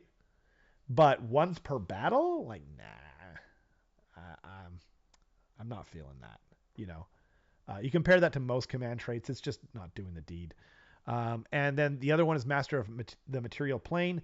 It knows 2 extra spells, but the Coalesced slant spells are booty butt cheeks. They're just not good. I think you need to scroll down on the stream as Oh, well. my apologies, everyone. Sorry. Um, I am a potato. So, I gotta remember to do that one first. Do the small one first. Okay. Um, so yeah, I think it's dominating mine for me, but only when I'm taking a slan and only in Tropic Thunder, also known as Thunder Lizard. I think that makes sense. I would agree with that choice. But now we're on to the real stuff. Now, these aren't crazy or anything, but I'm mostly going to take an Old Blood as my general. And when I do, I'm taking, most of the time, I'm taking Prime Warbeast. Units with a mount only, add 1 to the attack's characteristic of the weapons used by the general's mount. They are your hammers. They're not the best hammers in the world, frankly, but they're good, and that just makes them a lot better. You know, when they're charging in, they're already going to be +1 to wound in Coatl's Claw, and there's other ways of making them +1 to wound as well via the Old Blood on foot. It just makes your smashier. Yeah, the cadence was way off in the way I said that, but I stand by it nonetheless. Um, if I could also make an argument and see someone taking add 1 to save rolls, thick scaly hide, because the Old Blood and the Scar Veteran still only have a 4-up save, which is whack. I think they should have a 3-up save. They should be one of the toughest things in the freaking universe. Especially the Scar Veteran, because the Scar Veteran has a shield, and I actually suspect that was a misprint. I think that they meant to give him a 3-up save, but we might never know. And I just don't think you're going to see Scar Veterans unless they do change that. Because why not just take us, unless you just can't fit the points, but still. Anyway, putting that aside, I can see taking thick scaly hide if you really want to keep them alive, like, and that's your number one priority. But yeah, I don't know. It's a safe choice. Like I don't Yeah, think any of these are bad, which is nice. I agree. Uh, Actually, no, and I do like Vengeful Defender. I was gonna say Yeah, I like that one a lot because if you take a Agrodons. exactly Yeah, Agrodons, you have 2 units Agrodons, of baby. Agrodons and a Scarvet on Agrodon Yeah, or something like that. Like there you go. Your first turn charging pretty much anything you want to it's at that true. point. And I'm taking Prime Warbeast early on only was what I meant to say, because I don't have Agrodons yet, because the Agrodons are not out yet and no one has Agrodons, right? But once they come out, I might take Vengeful Defender more. Actually, I guess I should say what Vengeful Defender is. At the start of your hero phase, if this general is wholly within your territory, you can pick this general and up to 2 other friendly Saurus or Crocscore units wholly within 12 inches to make a normal move. So those other units don't have to be in your territory. Your general has to be within your territory. So in some, like turn 1, this is basically Lord Avocado from World Eaters in 40k. It's just really strong. Tactically, I think it's good. Gets you out there early. I love it. Yeah, I like all of them, to be honest. But I think, yeah, once I get my Agrodons, and I'm not saying the Agrodons are that great, but I love them, so I'm going to take them. So I might take this just because they go well together, if that makes sense. There's another situation where this is nice too, which is sometimes you do stay in your own territory for quite a while. If like let's say you're facing an army that has like a lot of deep strike or something like that, Yep. you have a home objective in one of the GHB battle plans, which I can't quite remember, that you want to get back to and like clear somebody off of real quick.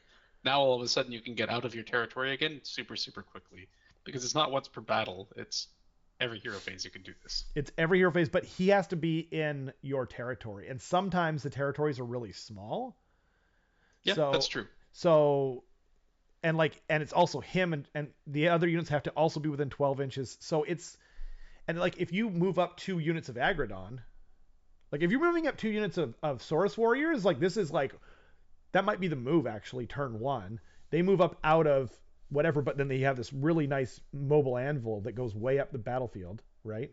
And then you, then the next turn you move up everything else, but then unless you got one of those ones that's like split down the middle, you're probably moving out of your territory to make sure that they're in the right range for next turn. Um, but no, it's awesome though. Like, don't get me wrong. I love it. Still, I'm still totally down for it. Yeah. Should we move on to artifacts? Let's do it. Go. Okay. I did remember this time. Take a bow. Take a bow. And then I move my own. So Slan. What do we got? I mean, I've already brought it up many times. I'll just start with Ixty Grubs. Ixty Grubs are awesome. The healing one wound per hero phase is okay. Like, it's fine. That's pretty good if you've got like some Nurgle corruption on you. You can might be able to just knock it off. But the rerolling one casting or dispelling roll. Um, so it's sorry. It's in addition in your hero phase you can reroll one casting roll or one dispelling roll for the bearer, and in the enemy's hero phase you can reroll one unbinding roll. I think they forgot to put dispelling roll there too, because they didn't probably remember that you can dispel spells in your opponent's hero phase as well. Like, I think that's obvious, and I'm kind of sad, but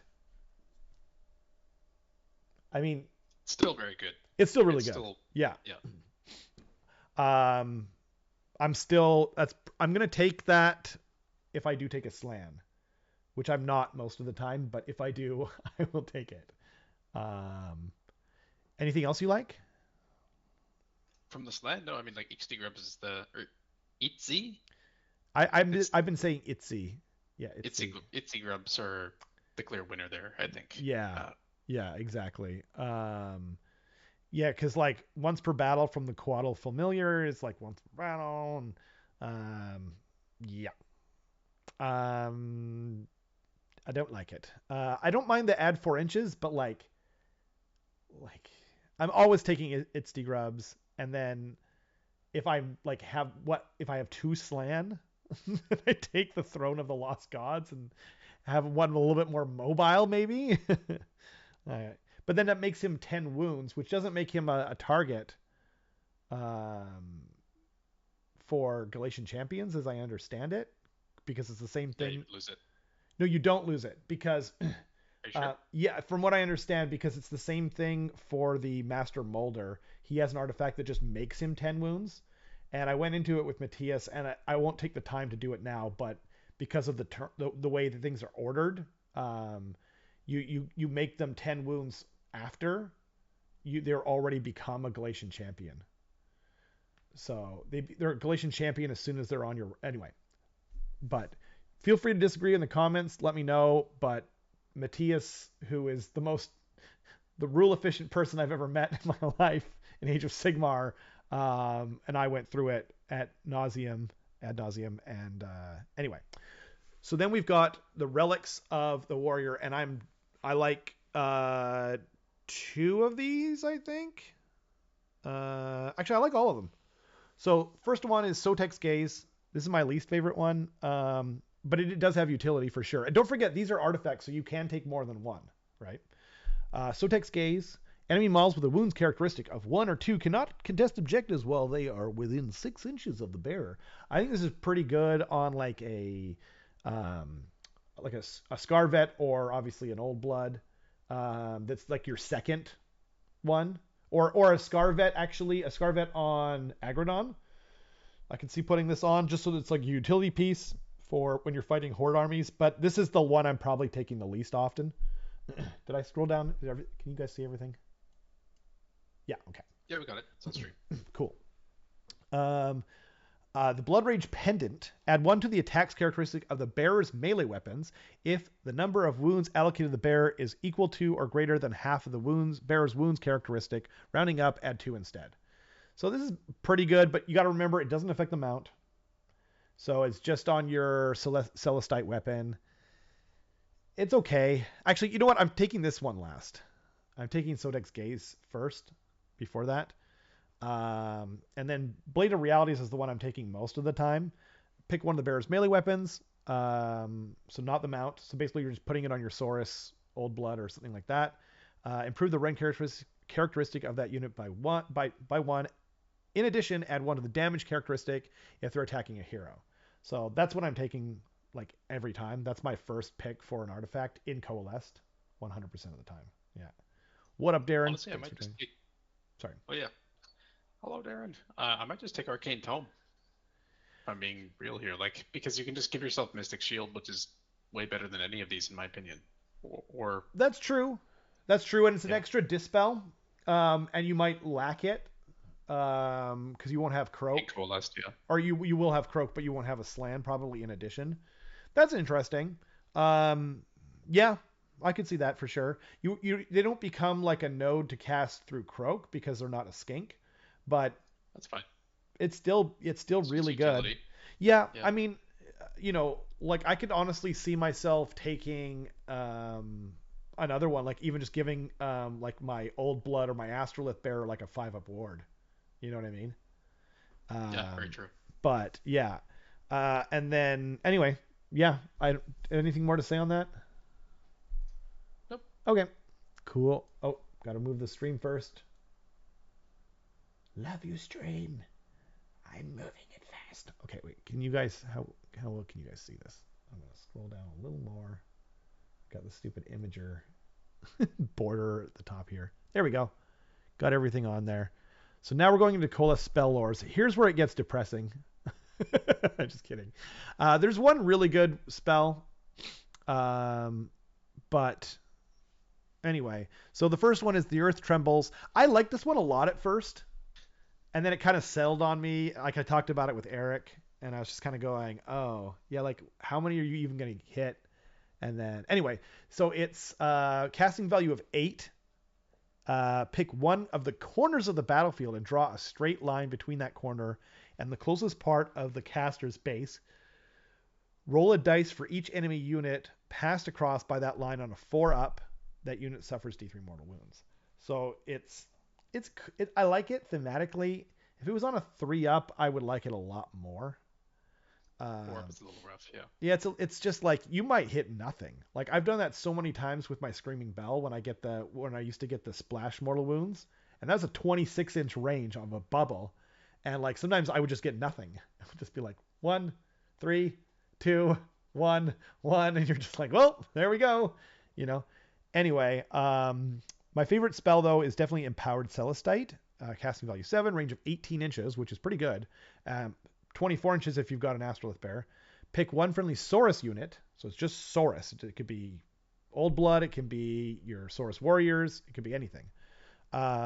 Until the start of your next hero phase, improve the rend characteristic of that unit's Celestite weapon by 1. Any weapon with Celestite in the name, right? So, yeah, like Celestite, or excuse me, Seraphon or Saurus Warriors with a rend characteristic of 2 is pretty dope. You could have the Blade of Realities guy charging in with -3 rend and 2 damage. Like, it's 2 damage, but still. You know what I mean? Like, it's pretty good. Yep. Pretty good. Um, anything to say so far? No, I would agree with you that Empowered Celestite is probably my favorite out of these ones. Yeah. Um, I also mixed up the land spell lores when I made my statement at the beginning where I was like, Starborn spell lores are not great for Ah, land, so that was yeah, my mistake. that makes some sense I, to me. I was just like, really? yeah, That's a hot take, actually. yeah. Um, No, it's Alex my was mistake. saying in Starborn, I think he's referring to the Earth Trembles would be really good because then you can teleport, you can really line up your shot. True. And I Yeah. agree, but this is not the world we live in. We live in, or not even close to the darkest timeline, but we are living in a world where you can't do that, and then on top of it's a 4-up. So it's just like, how well are you gonna like? You'd have to think about it ahead of time, or your opponent you'd have to get the double, and your opponent not notice that you could just line up a shot like that. Corner pocket, clan rats. Drain magic, casting value 6. Until the end of the phase, add 1 to dispelling rolls made by friendly units and subtract 1 from unbinding rolls by by enemy units. So it's a casting value of 6. So that's fine. If successfully cast until the end of the phase, right? Uh, add 1 to dispelling rolls by friendly units. So this doesn't function at all. And subtract 1 from unbinding rolls made by enemy units. That's okay, but you can only put it on you can only use it from your slan, right? So it's just like slightly nerfs theirs. Like Yeah, this is hot trash. Um, Yep. I'm assuming it's going to be, retconned or FAQ'd, but still, even when it's not. Okay, I stand by that. Itzel's Invigoration, casting value 6, range of 12. Pick one friendly monster until the end of your hero phase. Use the top row of the unit's damage table, regardless of how many wounds. Meh. Yeah. There's so many abilities like this in so many books, and every time I see one, I'm like, it's fine. Like, unless it's super consistent, you don't have to sacrifice something else. It's not really worth it. Yep. But most of the time you do. Like, most of the time it's a sub-faction legion's ability or a spell, and it's just, there are better options. There are just so much better options. Yeah, exactly. And like you're already probably not taking a slan, so we're already playing in a universe where it's just like, ouchies. Telepathic summons, casting value of 6, range of 9, which is really short. But it's okay because it says if successfully cast, pick one friendly unit that is not a monster that is visible to the caster. Remove that unit from the battlefield and set it up on the battlefield wholly within range. So you can just like Scorpion get over here for your own units. Um, it's utility, but like I don't know. I just don't see myself using it. Like very Yeah, like you rarely. said, you might not even have a slant in the first place. This Yeah. is kind of like Warp Reality for Slaves to Darkness, I think. Yep. Or it's almost the exact same, except I guess kind of better because there's no Zinch keyword limitation. That's true. But still, Well, but it can't be a monster though. that's true. Yeah. Although, yeah, one of six and half a dozen of the other at this point. Yeah. I guess you can pull your Agrodons out of combat, but just to, like So get rid you pull your get rid of their own ability. yeah, exactly. Like nerf them. Like, oh my god, that ability is so dumb. But anyway, yeah, Alex says in Starborn it would be fine, but in Coalesced it's trash. Wait, is that from the same statement from earlier? Yeah, it is. Yeah, Yeah. Yeah, I can't believe that. Like, it applies to here too, though. That's the funny thing. Get your free event wins now before the FAQ with a spell. Yeah, I guess. It's just not great. Anyway, Lore of Primal Jungles, Light of Chotek, which is kind of an unfortunate name for an old one and a spell, but that is neither here nor there. Casting value 7, range of 12. This is only for skinks, by the way. Pick one friendly Seraphon model, wholly within range, visible to the caster. Roll a number of dice equal to the wounds allocated to it. For each 5 plus, heal one wound allocated to that model. That's interesting. Um, I like it because you can heal stuff in combat. And it goes on a skink wizard, and he can do it on himself. So the Oracle, which everyone's trying to eliminate because they're a debuffing unit for a whole bunch of units in range, he can kind of go, oh, like I'm almost dead, and it's my hero phase. I can, and if you spike it, you could really bring yourself back into the game. Um, but and then if you double, you can heroic recovery or do that first. Or no, you can't. You have to recover first. But still, anyway, it's a thing. I like Heavenly Frenzy more. Or do you want to say anything about that? No, I agree. It's an interesting one. It's nice that it scales based on how wounded the model is. It's not just like a flat heal, so Yeah, you can really bring something back from the dead, yeah, which is a scary thing to worry about if you're facing Seraphon. exactly. Um, I do like Heavenly Frenzy. I think this is the best one of the skink ones in general. I was talking about it with Eric, and I was kind of leaning for Light of Chotek at first because of that, but he was just kind of saying Heavenly Frenzy is useful like every time. Casting value 7, range of 18 inches. Pick one friendly Seraphon unit, so not monster, not anything, just unit. Wholly within range, visible to the caster until the end of the turn. That unit can run and still charge. It's just like mobility, It's like Carnosaurus just moving faster now, boys. I like it. I like it a lot. Tide of Serpents, is a spell that has a casting value of 7, range of 15 inches. If successfully cast, pick one enemy unit within range. Visible to the caster. Roll a number of dice equal to the number of models in that unit. For each 5 plus, suffers 1 mortal wound. Basically, they always have some kind of horde killing spell. It's boring. I wish they would be a little more creative, but it is what it is. I mean, I get that they're running out of ideas, but yeah, whatever. Keith says, give your Slan the +1 wound so that they go up to 10 wounds and can see through the forest. Use the spell. Win-win. That's interesting. That's interesting. That's a fun little combo, Keith. I'm never going to use it. No, I'm just kidding. It's actually an interesting combo, though. Wait a minute.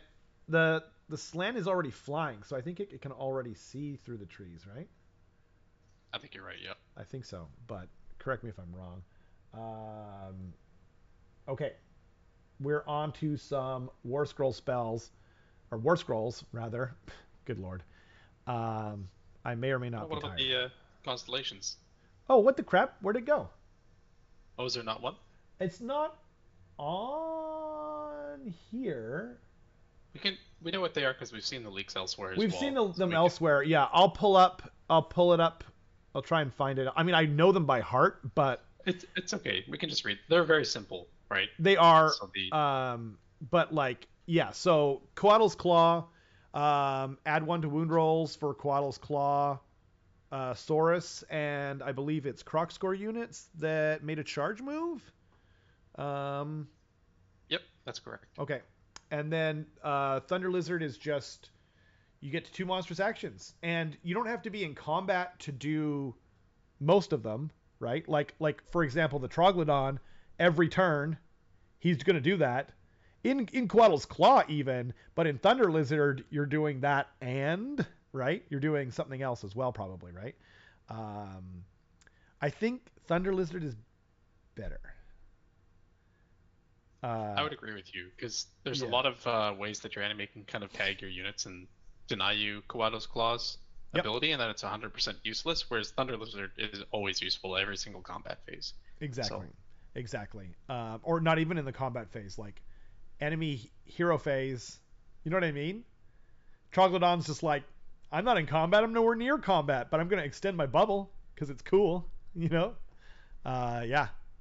Um, yeah, I think if I'm being competitive, I'm taking Thunder Lizard. If I'm playing from the heart and the other regions of my body, I'm going Coatle's Claw because I love it. I think it's really fun. I want to take lots of Saurus, Agrodons, and Croxagore and have a party. Um, it does make them more consistent too, but yeah. For the low cost of losing cover and lookout, sir. Yes, if he that's goes up to true. 10 wounds, yeah. Yes, that's true. Yeah, you're right. Yeah.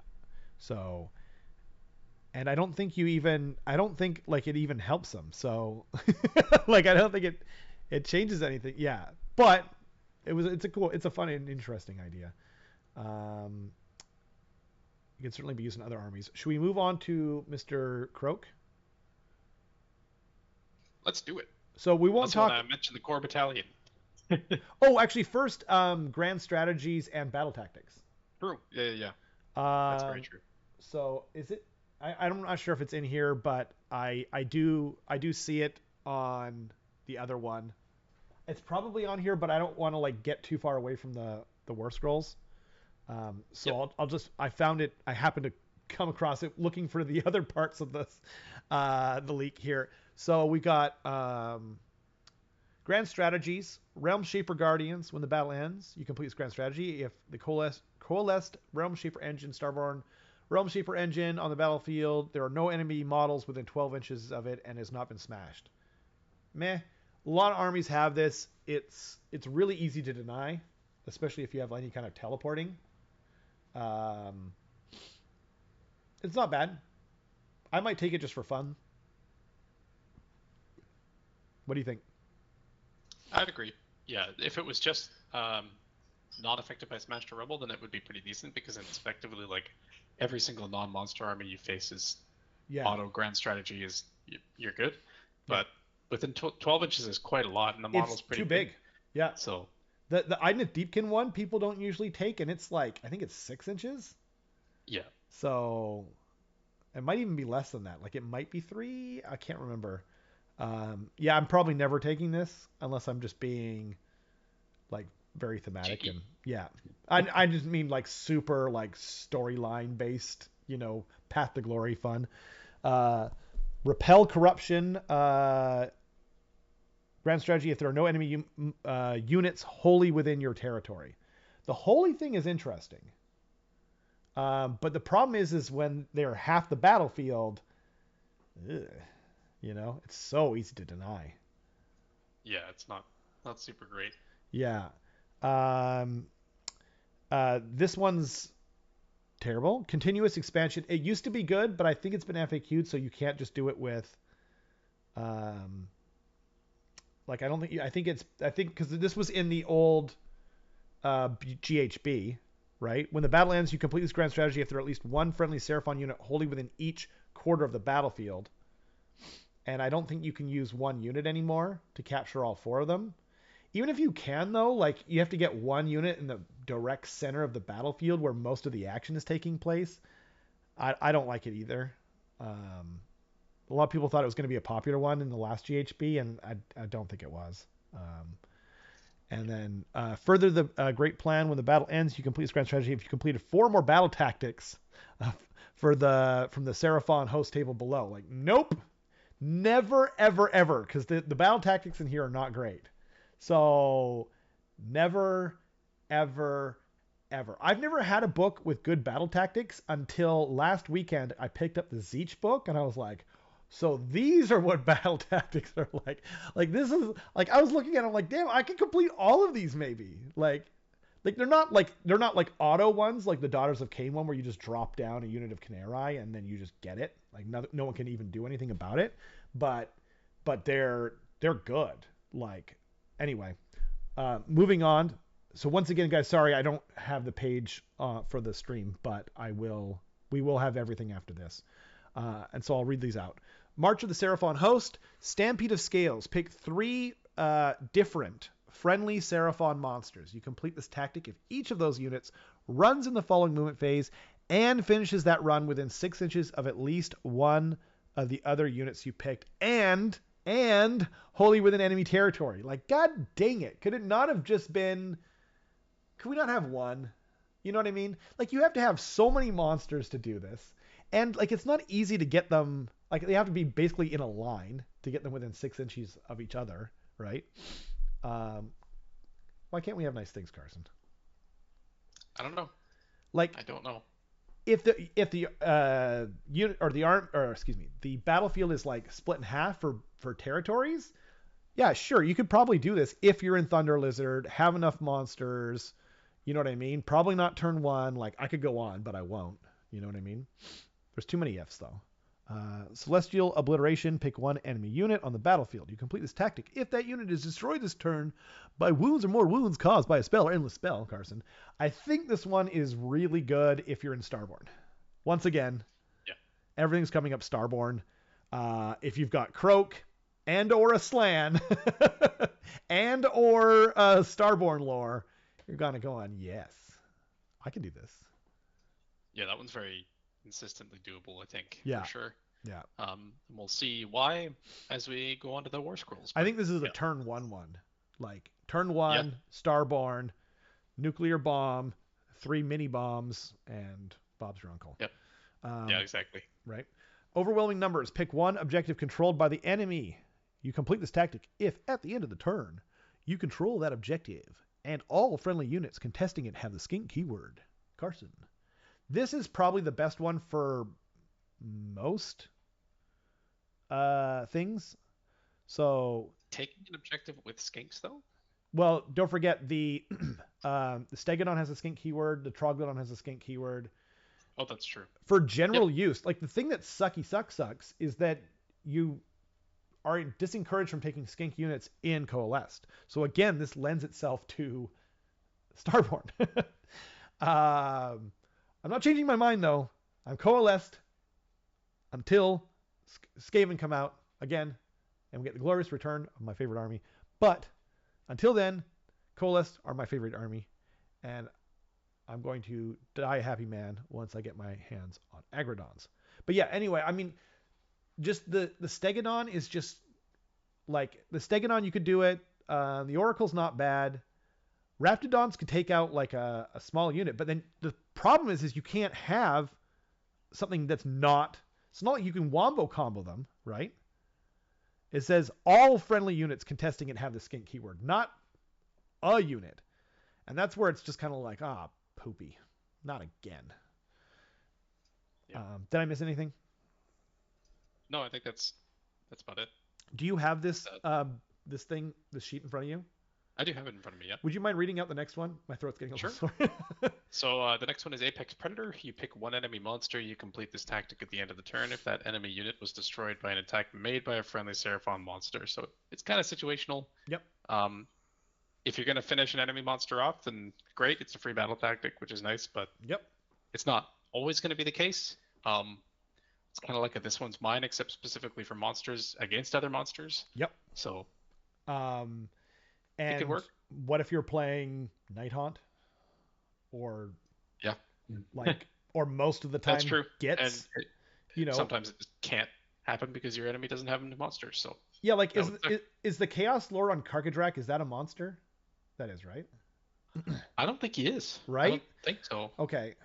I'm like wishful thinking there a bit. It's just like, man, like there's just so much of the time like I'm not seeing that many monsters. I like to bring monsters, but like even against like a Vermin Lord, which is not the hardest target to kill, they got a 5-up ward or something like that. You know what I mean? Or heck, like if you are facing IDK and they don't have a turtle, they don't have a monster.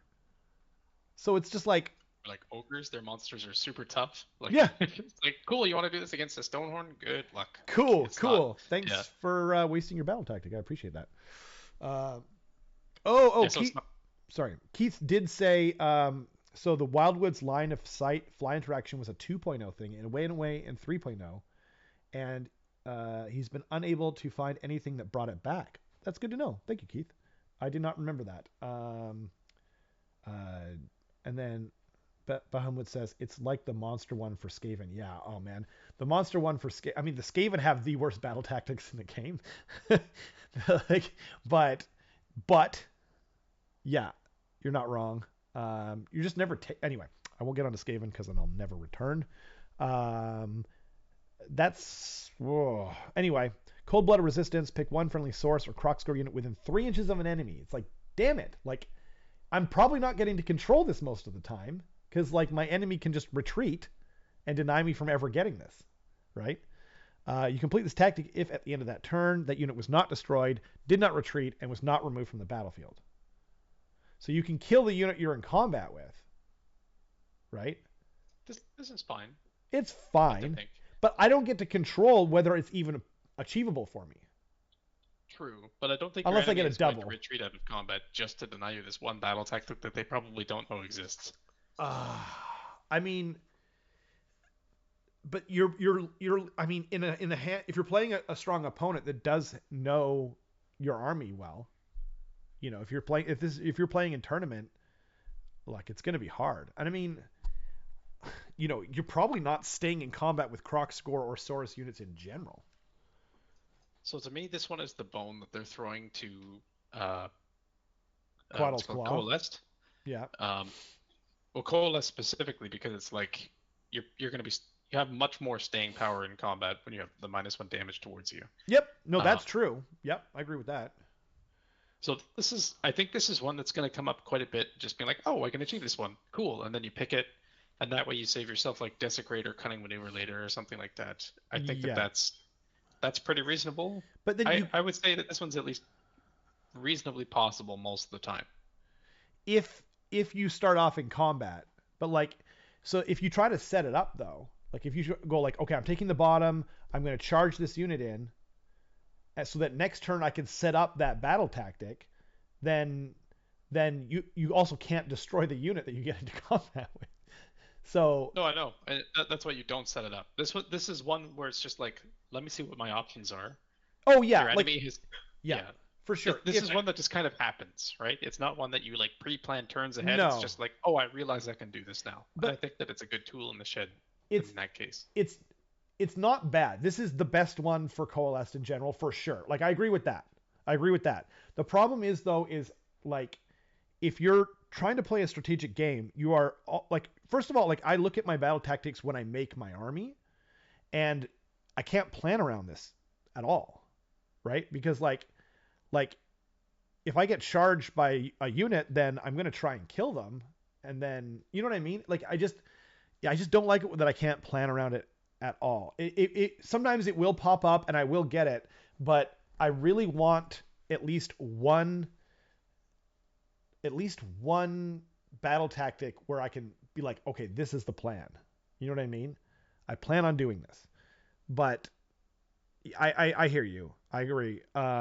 The worst one I think is pack hunters, probably. Maybe not the worst one, but it's really bad. Okay, pick one enemy unit within 3 inches of one of your friendly Agrodon units. You complete this battle tactic if at the end of the turn that unit is within 3 inches of two or more friendly Agrodon units. So I gotta have 2 units of my Agrodons in combat, and they can't even kill what they're in combat with.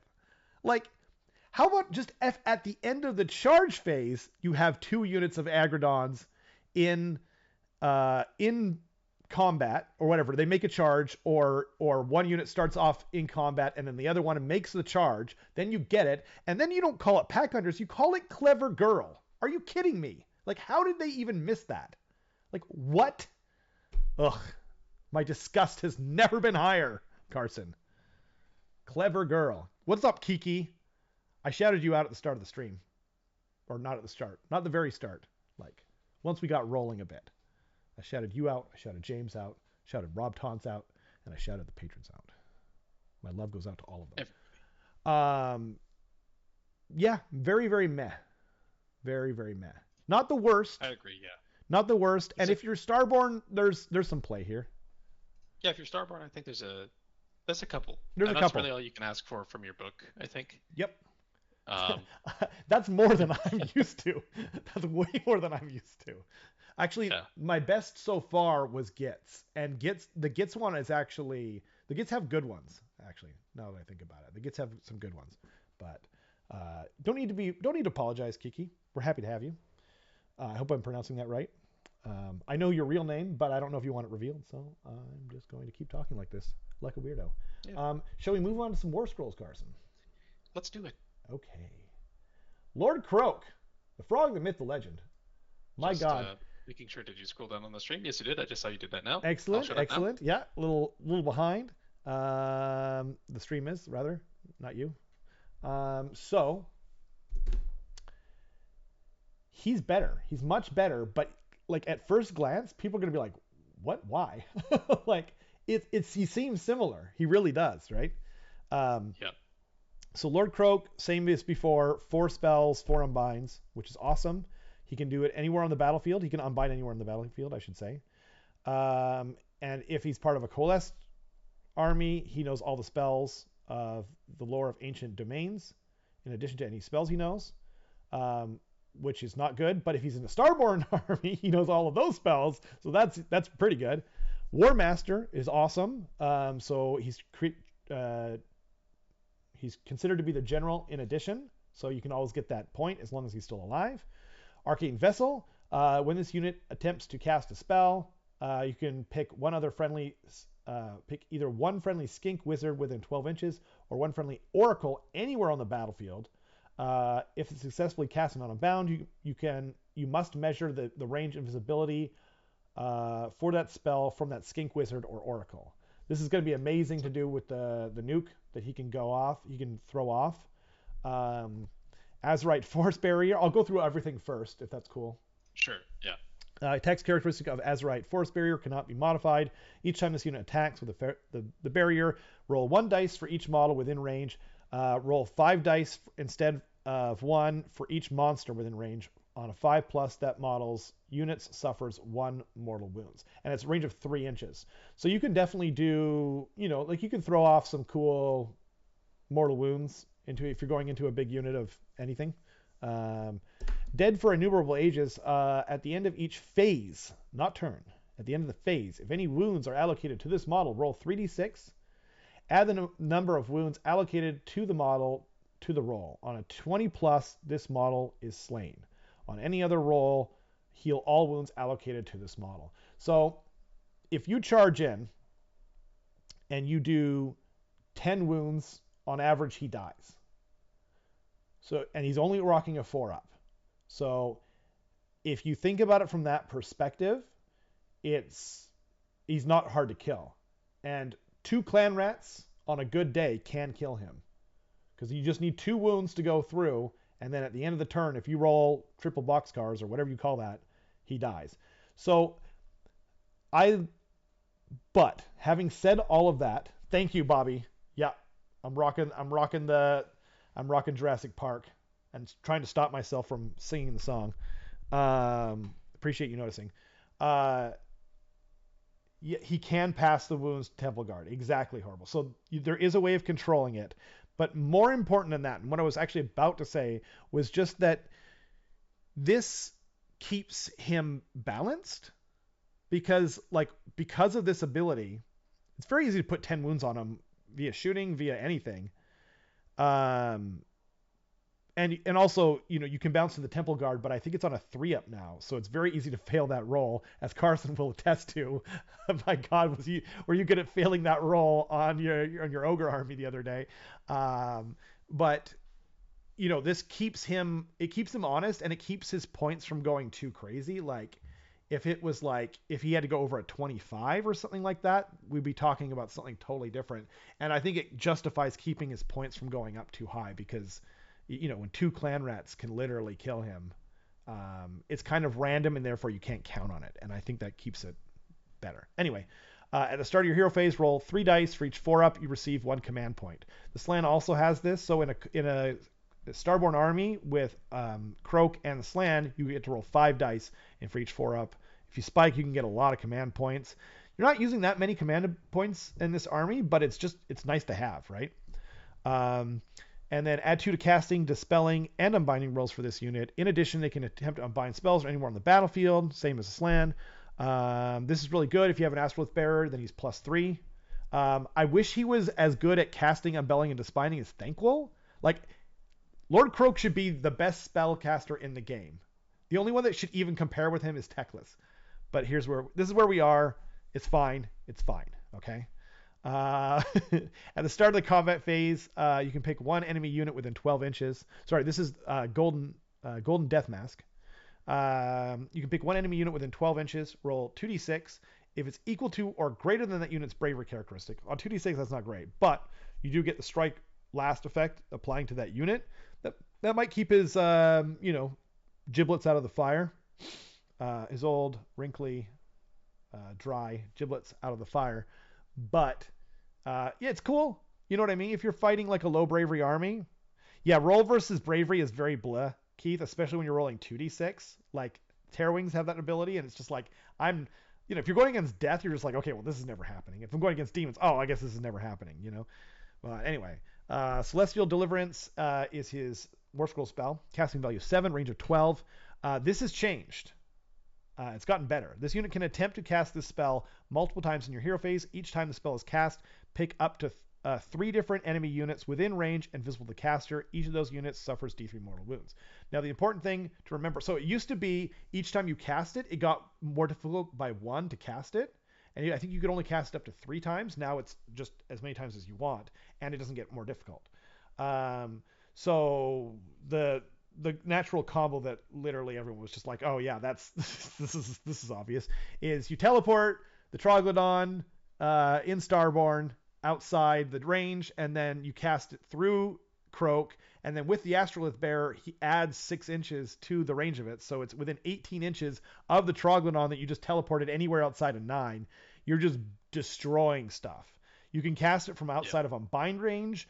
It's really good. There's no roll to roll like 2 up or 3 up to get the mortal wounds.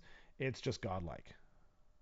Yeah, and what's really nice too is that the Astrolith Bearer also adds 1 tier. So basically, you're getting this on an unmodified 4 each time, which is extremely easy to get off 4 times in a row. Like, Yep. you know, you're probably going to get every single one, if not 3 out of 4, which is fantastic. And if you're playing against Death or something like that, which rely a lot on their heroes, then you're just nuking them in the back lines, which is insane. Yep. Granted, obviously, a lot of armies rely on their like foot heroes or something to buff them. Night Haunt as well. Um, Yep. yeah, it's devastating. And then combine this with what I said before with the whole The Slan slan. using 3 endless spells. Yeah. All of a sudden, you're like completely blowing something up with Croak. Yep. So let's say you start with Croak and delete all of the enemy's wizards, Yep. and then you go into your Slan and say, okay, here's all my endless spells, so they can't dispel them either. And Yep. now they just have to deal with the Purple Sun, Ravenex, and Quicksilver in their front lines with no way to deal with it whatsoever, Yep. which is very terrifying. It is horrifying. The only And it thing. affects Yep. it affects the range of all of the endless spells too. The Astrolith Bear is one thing to keep in mind. Right. Not the movement range, but the setup range. So you could just plop Ravenex right in their front line and then just like hop it over or something like that. And same with Quicksilver. So Absolutely. The one thing too though that should probably be mentioned is when you're casting 7 spells, you do have to worry about perils. Um, so I don't think that cogs would be a bad idea for the free rerolls, at least on Croak.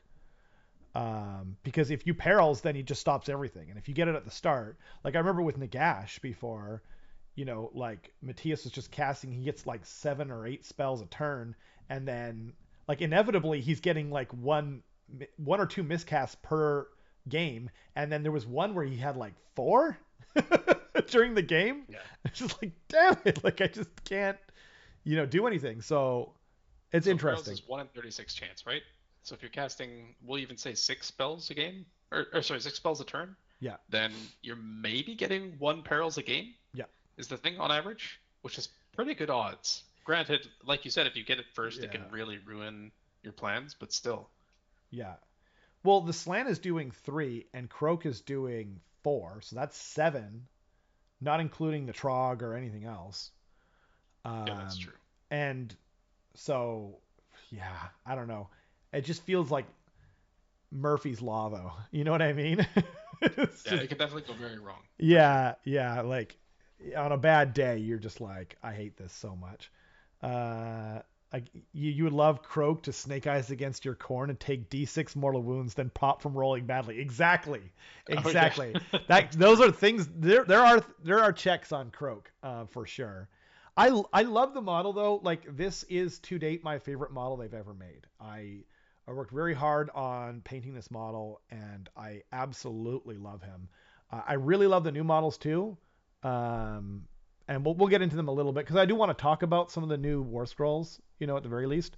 But so I have you said everything? Like I've said everything that I need to say about Croak. He hasn't changed that much, but he just got better, essentially, more compelling. Yeah, it's mostly the combos that you can include him with now, Right. which is great. So, but yeah, Exactly. that's pretty much it for me. Like the two main things you have to pay attention to are Arcane Vassal and Celestial Deliverance, his spell. So Yep. Absolutely. aside from that, then Oh, you can memorize those 2 rules and you're good. oh, On to the, one more huh? thing too before I forget. I just want to comment on this. So we're kind of known for being very positive, and I know that that doesn't get the clicks, and that's not why. And we don't do this for the clicks. We do this for the love of the game, kind of deal, right? But I do have to comment on something.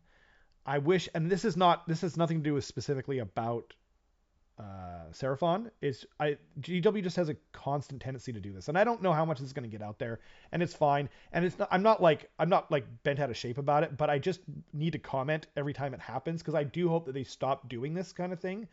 So Lord Croak is better now, right? And he's less points. They did the same thing with Scragrot. They do this every time, and it's like they like let people complain. They nerf the bejeebers out of stuff. They make it like untakeable, or sometimes it never was takeable, like Scragrot, right?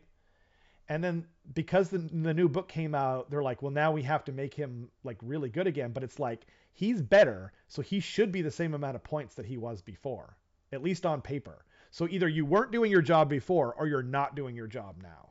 And that's all I want to say about it. I don't like it. I think it feels a little shady to me. I wish they would make an honest effort to balance things before they come out, and that's why I didn't like about Ninth Edition and 40k. So anyway, that's my piece. Um, anyway, so moving on. Do you want to talk about the Slan? We kind of already talked about him, right? Yeah, Um, we've been mentioning him a lot, like yeah, 9 wounds, in 4 up, reference to. bravery Yeah, 9, which is cool. also Um, has Arcane Vassal, which is important to note. Like we said before, that combo. yep, You can play into it just as well. You can bring multiple slants if you want as well. I think, right? If you want you can to like absolutely. continue with that, but Yep. there's an upper limit obviously because there's only so many spells. I think But the limit is 1 until they nerf the Achievers out of Croak again, and then maybe 2. yeah, Yeah. I mean, I do like his command ability in the hero phase because you just can make a unit fly. So you just make something super mobile, and you add 1 to save rolls for missile weapons.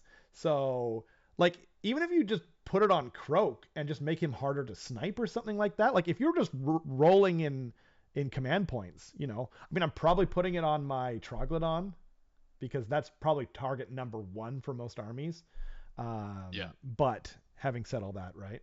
Um, yeah, and or there's also Shield of the Old Ones as well. You can put that on Croak, so it gives him a 4-up ward against mortal wounds only, or the Slan.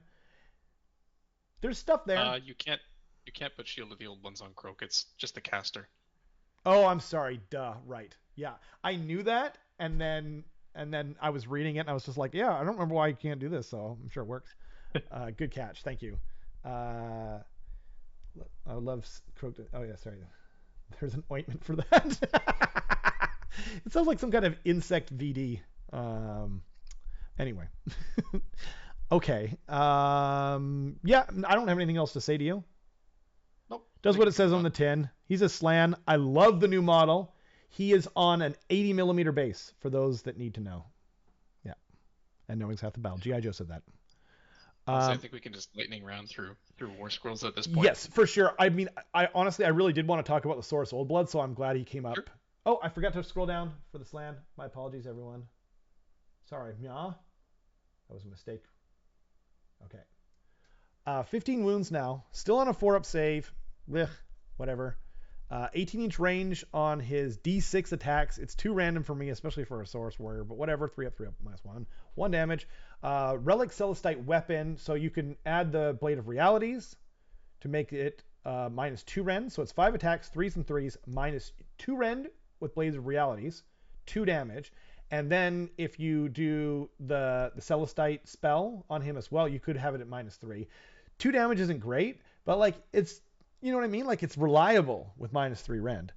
Um, yeah. Oh, and it will be 3 damage with Blade of Realities going into a hero, so that should be said as well. So then it becomes a little bit of a threat, right? With Prime Warbeast, he could be rocking 3 attacks, hitting on 3s at full health. I can't believe he goes down to hitting on 5s. Like, he should never go It's down pretty to hitting rough. on 5s. Yeah, it should be 2s, 3, 3, 4. And a star. Anyway, whatever.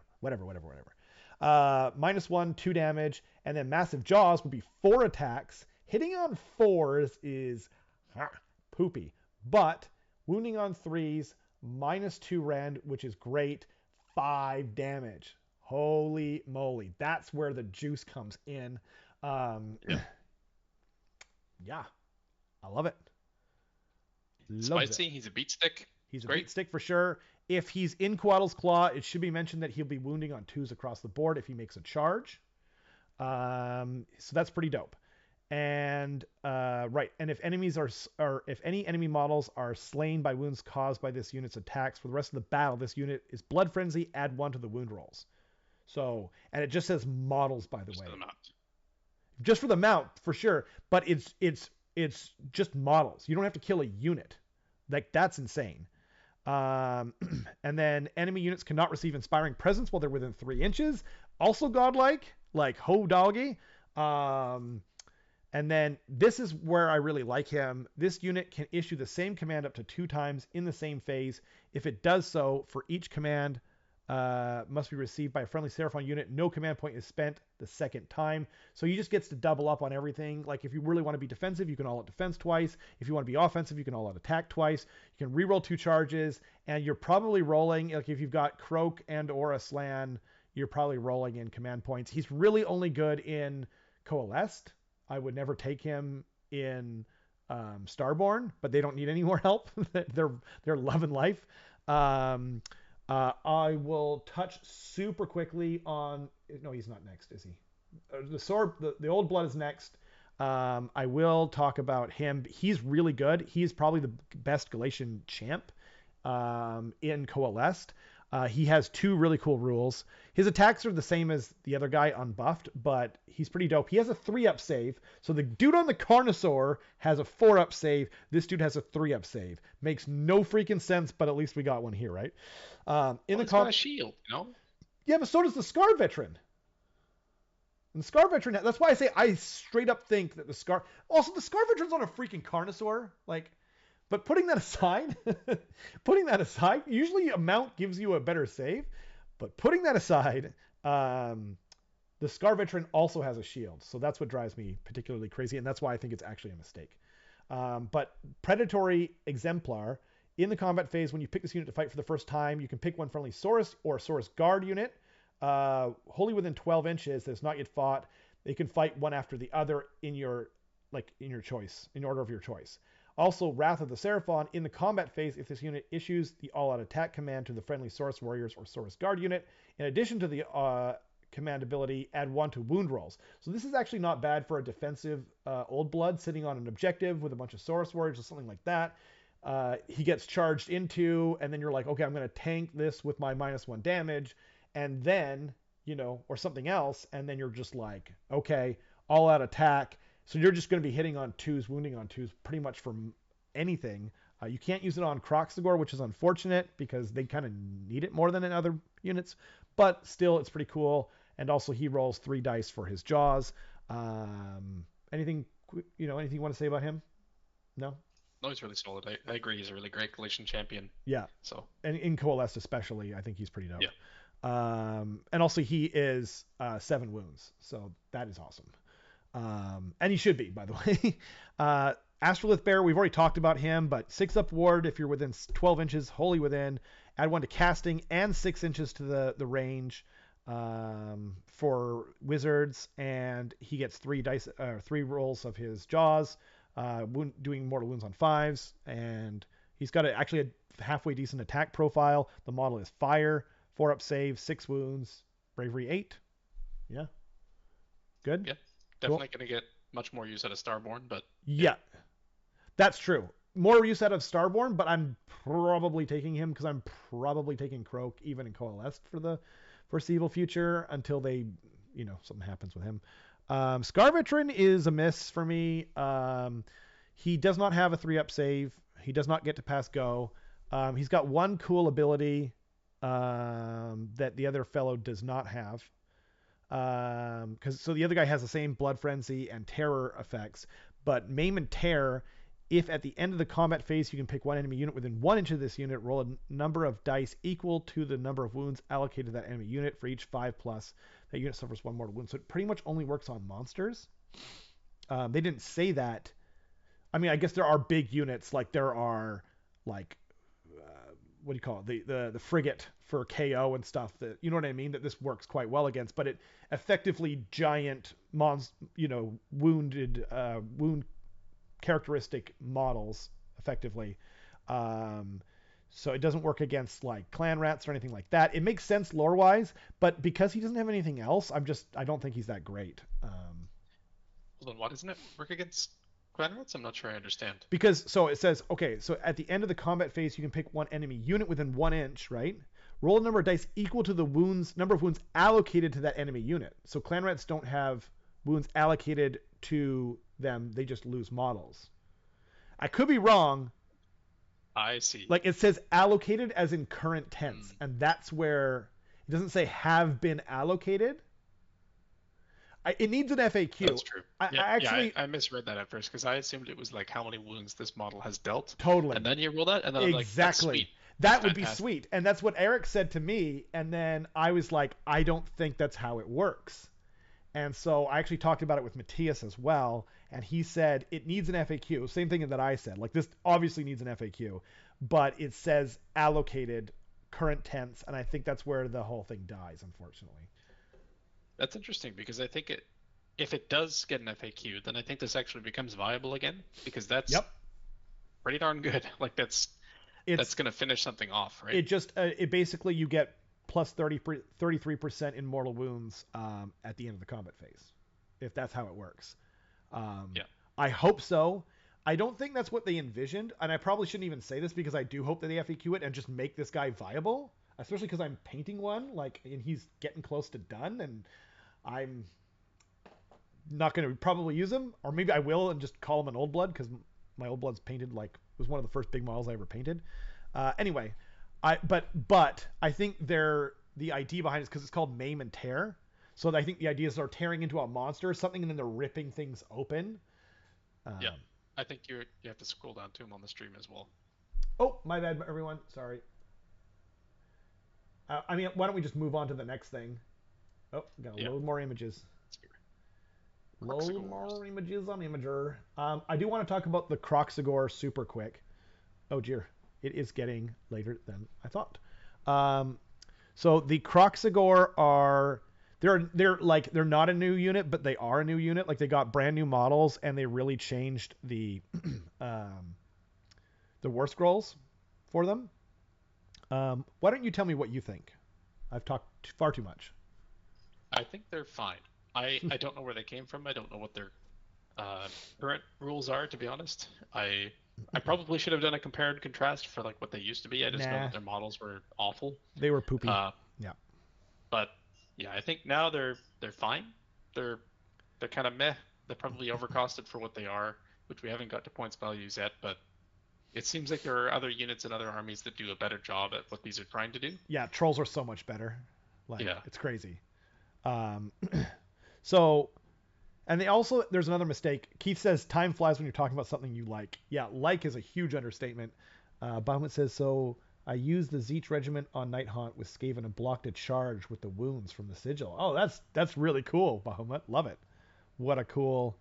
Best thing about the Slan new plastic model that no longer has a flight stand. Couldn't agree more. Yeah. Sorry, I'm not hearing all the seeing all the comments. So the Croxagore, how they're modeled, one of them looks like a snapping turtle, and the other one looks like a crocodile. So I naturally thought that the one that looked like a snapping turtle was going to be more durable. Turns out crocodiles are more durable than turtles for some reason. Um, so the Warspawn are just better in every way, shape, and form. Um, okay, I really don't like that they hit on fours. Can I just say that? Like that's one of my biggest. I hate when things hit on fours. Yeah, I know you can give them all out attack, but they might get roared. Blah blah blah. I don't like it when things that are supposed to be fighty like trolls hit on threes and these guys hit on anyway. I'm stopping. But another pet peeve is that you have to roll the different weapon profiles separately because one of them hits on fours and one of them hits on threes. So the leader hits on threes, so you got to do that whole thing where you mix in your dice or you just do them separately. It has a different damage profile too, but it's just too much to keep track of. Also, they've got a weird thing. So, like Croxagore, there is a time to take them in Starborn, as we kind of talked about a little bit. But for the most part, you're probably not. Most of the buffs for Croxagore in general are in Coalesced. And then they have a unit where they interact with the Skinks. And I know I already talked about the reason why, but Skinks champions can give orders to these guys. Like, okay, but I really don't want to take Skinks in my Coalesced army. And then add one to the attacks characteristic of this model's melee weapons if it's in friendly within 12 inches of a friendly skink unit that has had models slain from it. Like, okay, again, I really don't want to take skinks, but you really want me to take them for some reason. The models are straight up fire, so I'm buying them and I'm painting them. I'm probably going to do one of each because a lot of people seem to like the worst bond a lot more. I like them both so much. Like even if I just make them one unit, most of the time they're probably just going to be like a unit of 6 worst bond. I still am going to, you know what I mean? Like take them. I still want to build them both, so there's some variety. Um, but we'll see. Uh, Also, subtract 1 from wound rolls for missile weapons that target this unit. That's cool. I really think that ability. I think it should have been just subtract 1 from wound rolls, I and agree. I Because should the have been ogre on the other gluttons get the same Croxagore. thing. Yeah, yeah, exactly. Like compare that to trolls with a 5-up ward, and you're just like, yeah, okay, you know.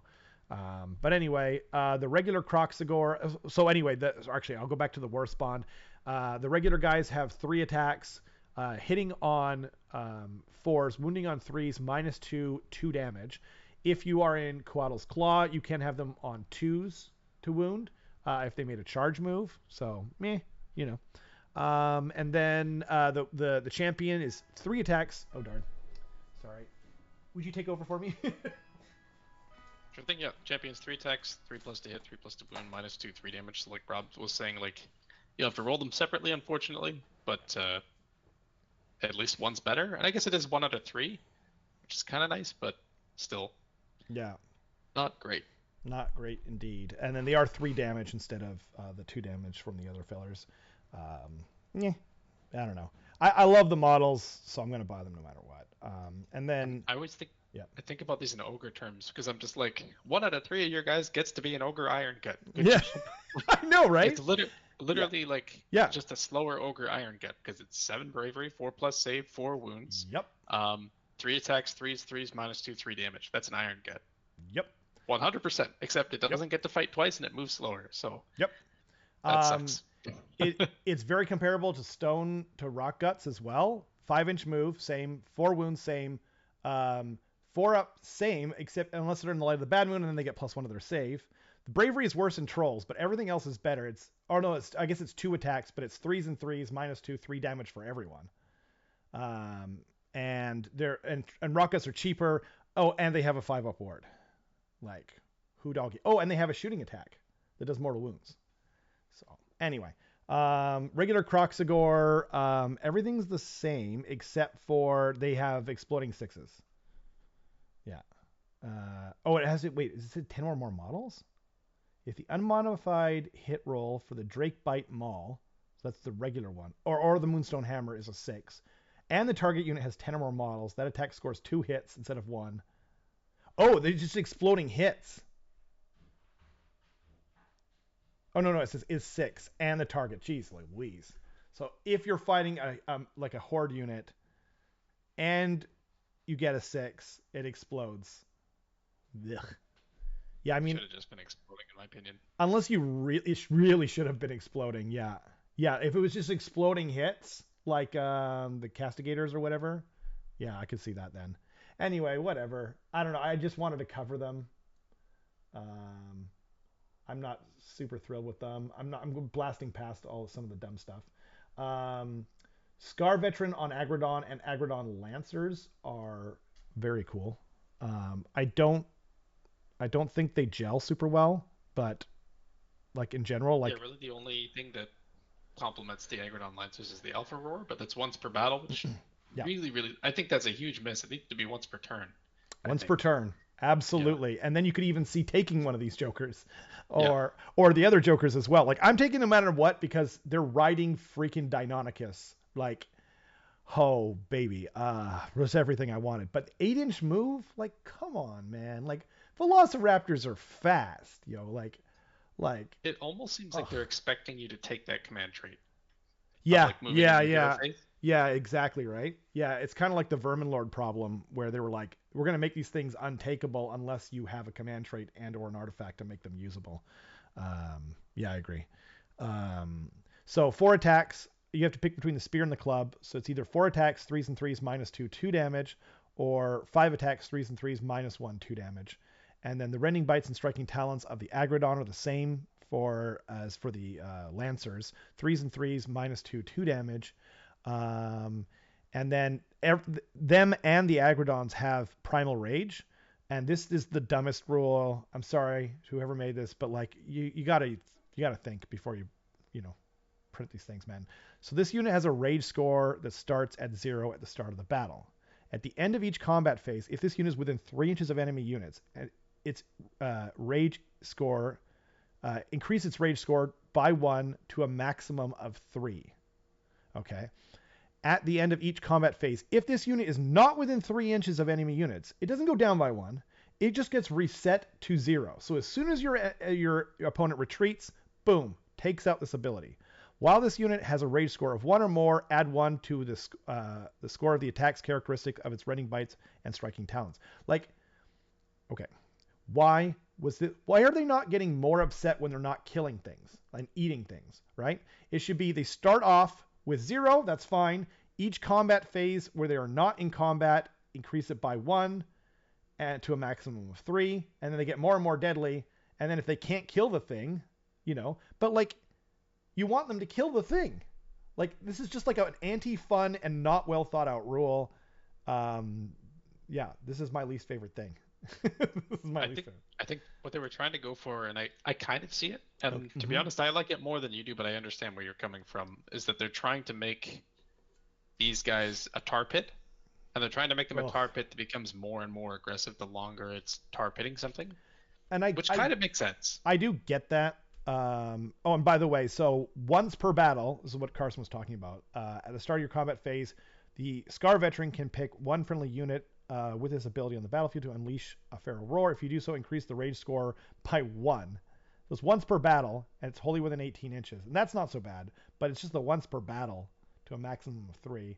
Like, honestly, like I just see them being like them only increasing their rending bites and striking talons once per battle if I have the Scar veteran, because like I'm not, I'm just not going to charge them into something that they're gonna. I mean, I just don't like it lore wise.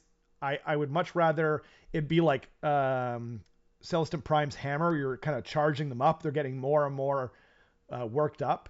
You know what I mean? And even if they said like, even if they had, I mean, we can't change things now, but like even if they had said like they increase their primal rage until they kill a unit or something like that, right? And then it resets to 0. Okay, they're not hungry anymore. Like I get it, but whatever, it's fine. It's fine. And then we got Agrodon Lancers. Actually, so first of all, do you think spear or club? Probably, so for the Scar veteran, probably the club.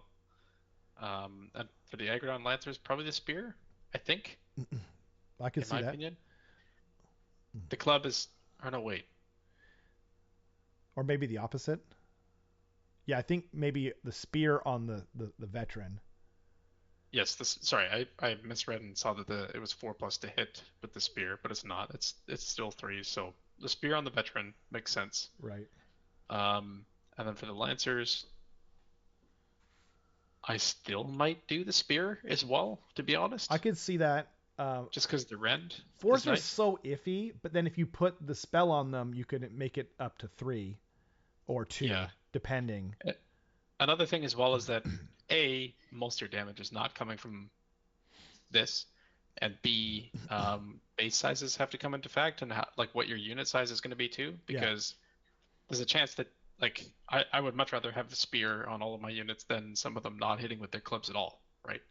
Like that's a Yeah. big thing. It's kind of like halberds versus murderous weapons for chaos warriors. Like it really depends on the size of the unit. If you reinforce it 2 times, then you probably want spears. That makes sense. Right. Or maybe it doesn't make sense at all because if they're like really big oval bases that are longer than 2 inches anyway, it doesn't matter, I think they're right? going to be on the Blood Knight base or the Chaos Knight base or Vanguard or whatever. I think they're all on the same base, but yeah. And so one thing about like Chaos Knights, for instance, is that they get the uh, within a half an inch of a half an inch rule, where it's just like they can attack via that, and Yeah. their range doesn't matter. Whereas these guys don't have that, which Right. is kind of not great. Which is It's actually kind of a bad sign for rending bites and striking talons. So you're probably going to want to run these guys in minimum-sized units, I would imagine. I think you are, and that's why I think and until like and hopefully they kind of change some things in AOS 4, but that's so far ahead that we can't really plan by it, right? Yeah, I think I'm running them in threes, uh, pretty much exclusively. You know, Then in that case, clubs are probably a better bet. that's kind of where I'm leaning, just for the more. And then you can always put the extra rend on their Celestite weapons with the Slan. You won't get as much out of it if they're only in a unit of 3, but like then you're, at least you're hitting on threes, even if you get roared. Like hitting on fours is rough. I really don't like hitting on fours, and I don't think it belongs in that unit. But putting that aside, I guess why don't we move on? Why don't we do a highlight reel? What's the next unit you want to? So we got Saurus Warriors. I guess I'll just say really quickly they have changed. They are now 2 wounds each. And they have add one to the save rolls if they're wholly within your own territory or contesting an objective. Just a decent stat line. I think you always take them with clubs. I don't think you're ever reinforcing them unless you have a specific plan for that. Um, yeah, I think they're dope. Great models. Um, Yep, I agree. Saurus Guard rather, can bodyguard on a 3-up for heroes. You're definitely taking them probably at least one unit anytime you're taking Croak at the very least, maybe more than that. You can also summon them, so that's a great idea. Yeah, not much to say there. The Starseer is freaking amazing. So he got a very different War Scroll now. His old one was Shapoopy. He's got the best spell in the book. Well, maybe Croak, but that's because Croak can cast it so many times as well. Celestial Doom, casting value 7. Just basically turns off ward rolls, 12 inches. Just turns them off. Sorry to bother you. And like if you do it afterward, like if you do it after you've like done like nuclear bombs with Croak and your Slan, like what are the odds that they're gonna have another spell in their pocket to stop this dummy? You know what I mean? Like that's crazy. I think you Um, should do this first, honestly. Target a unit that has a ward roll and then do your bomb. well, it's true, but he doesn't have any pluses. So I Yeah, hear you, but like it depends on like if they don't have any casting and you know what I mean, like any unbinds, then heck yeah, obviously for sure, right? Yeah, that's true. That's probably a better call because like, even if you don't get it, and then they have to waste an unbind against that they might be using against Croak. Yeah, I can see that yeah. actually. Um, so then um, and then there's also Scry the Stars, which is also amazing. Once per battle, you roll a number of dice equal to the current battle round and pick for each 2+. You pick a friendly Seraphon unit anywhere on the battlefield, and they just get a 5-up ward until the start of your next hero phase. So like, man, who doggy? If you're taking the top of the turn, like this could go for 3 turns. You know, that's pretty awesome. And the more you wait, the better it gets. So and you could even talk about like you could even burn it turn 1 just to give Croak a 5-up ward, and then just to keep him alive. But anyway, but I digest, Carson. I digest. Um, Skink Star Priest hasn't really changed. I'll keep moving, like not effectively, and he's a 5 wound hero on a 5-up, so he's plinked pretty easily, but I can see using him. Skink Oracle got a lot better. He hasn't changed that much, but he also got a lot better at the same time somehow. Um, 14 wounds, 4-up save, 6 bravery. He does mortal wounds when he attacks for his damage characteristic on the venomous jaws and the noxious spittle. The best thing is probably that you're subtracting 1 from hit rolls, and that you can cast spells from anywhere on the battlefield through Slan and Croak. So that's where he's the heart of the nuclear bomb that is that Yeah, whole thing. extreme utility. And his spell isn't bad either. Pick one objective or terrain feature within range visible to the caster. It's 12 inches, casting value 7. Until the next hero phase, units within 3 inches of the objective or terrain feature cannot run or retreat and must have the results of any charge rolls. It has no effect on skink units though. Like holy moly, like that could be like a game-saving thing. Um, no pluses to cast though. Um, is there anything you want Yeah, to say about this him? Like he's dope. this this is just what I'm talking about. Like the way that you can set up this bomb. If you bring those 3 endless spells, like it can really cripple your enemy in like Oh the very first man. hero phase. Like all of a Yeah. sudden you're picking their hammer and you're being like, you can only charge half the distance. Yep. You know, you're absolutely nuking every other support unit with all of those abilities, and then you have those 3 endless spells that move in their hero phase as well, dealing even more mortal wounds before they get to move anything. So it's like, Exactly. yeah, it's absolute harassment. You could actually combo this into getting a battle tactic. Like you could charge something you're not going to kill with Kroxigor or Saurus, and then just be like, okay, you know what I mean? I make it so they can't retreat, so I can set myself up for a battle tactic next time. Although you do have to get that True. off, but then you'll know ahead of time as well. Yeah. Dirty lizard things get nukes. Ikit Claw would like to have a word. Yeah, I mean, we'll see. Well, hopefully that we get some more nukes in the Skaven tome whenever it comes out. Spawn of Chotek is a new unit. It is bad. Um, it's really, really bad. Okay.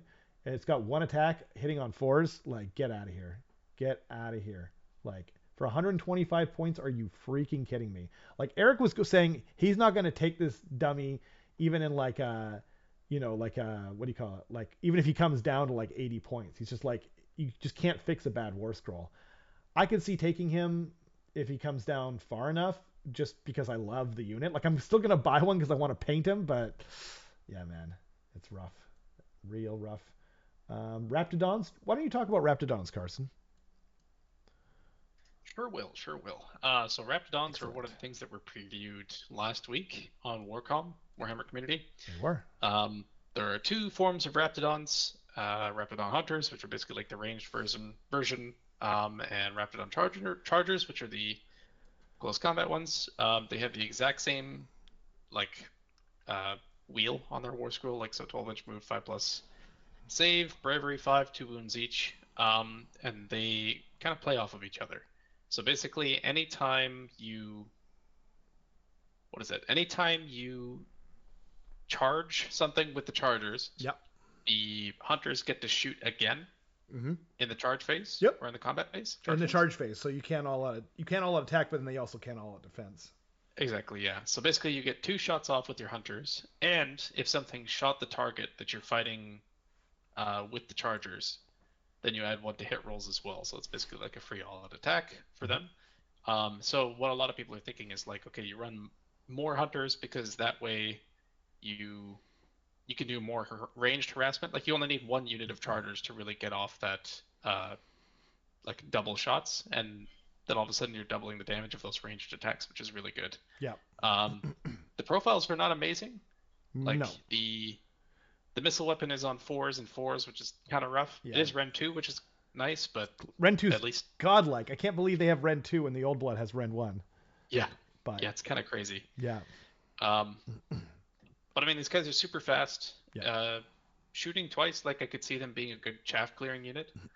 That being said, like we haven't scrolled down yet, but they're 150 points for 5, which is that's pretty pricey. And you probably want to run like 2 units of 5 if you're running like Fangs of Sotek, or rather like 3 units of 5, and one of which is the Chargers, just to Yeah. fill out your battle line, I guess. Yep. But that's still 450 points just to get that little combo off. Right. So they're not super great, but it's not something that is War Scroll bad. It's points bad, in my It's opinion. I points think this bad. needs to go down. It's Yeah. literally only points bad, and if you have the capability, the 40 chest kind of capability, you can get a lot out of these guys. I don't. They're definitely not like spike terms effective for their points. But like you said, it's just a problem of points. Um, I guess should have probably mentioned the skinks and just really quickly. Skinks are pretty much the same, but they do have a new rule: swift and nimble. Each time this unit runs or receives the redeploy command when determining the distance, you can roll 2 dice instead of one and pick either result. That's really cool. Um, It also stacks really well with Fangs of Sotek with the triple redeploy. exactly. Yeah. In Starborn's Fangs, oh, doggy. Like, they're all they're all like redeploying and they're all rolling 2d6. And oh my goodness. Oh, it's so good. So you're probably going to want to take skinks, multiple layers of minimum, just to grab some objectives. But I think it's really good. Hunters of Huanchi haven't changed. Terror Wings haven't changed. Bastiladon changed a lot. It used to be 9 attacks, 4s and 3s, -1, 2 damage, and now it is 3 attacks, so 1/3 of the attacks, but we're hitting on 3s, which I love. Wounding on 3s still. -3 rend. What? That is so much fun. And 3 damage. It turned into an actual laser beam. The only thing it's missing is hitting on 2s for that, right? And if the unmodified hit roll for attack me with the Arc of Sotek. So that's for the snake one. I don't think anyone's still using the snake one. Maybe though, like points in Coalesced and blah blah, like against certain horde armies, I can see it you doing it. But I'm sticking with the solar engine, man. Like I actually think this is pretty compelling. And now its save characteristic doesn't change. It's just a 2-up. Like Yep. that's an anvil, baby.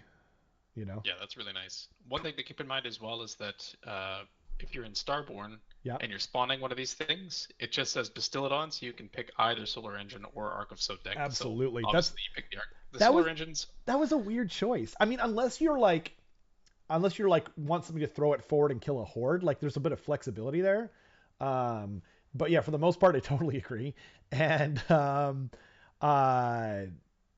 also in Coalesced, 2-up save, -1 damage, like whew, whew, 12 wounds, like monster, like it's got the things. It's coming in hot, really hot with that the beam.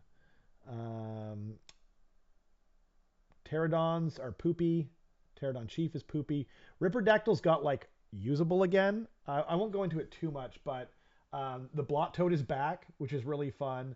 Um, add one to hit rolls and wound rolls made with melee weapons with their tearing jaws if they're near the Blot Toad. And you can't interact with the Blot Toad, so like it just happens. Also, you're subtracting one from hit rolls.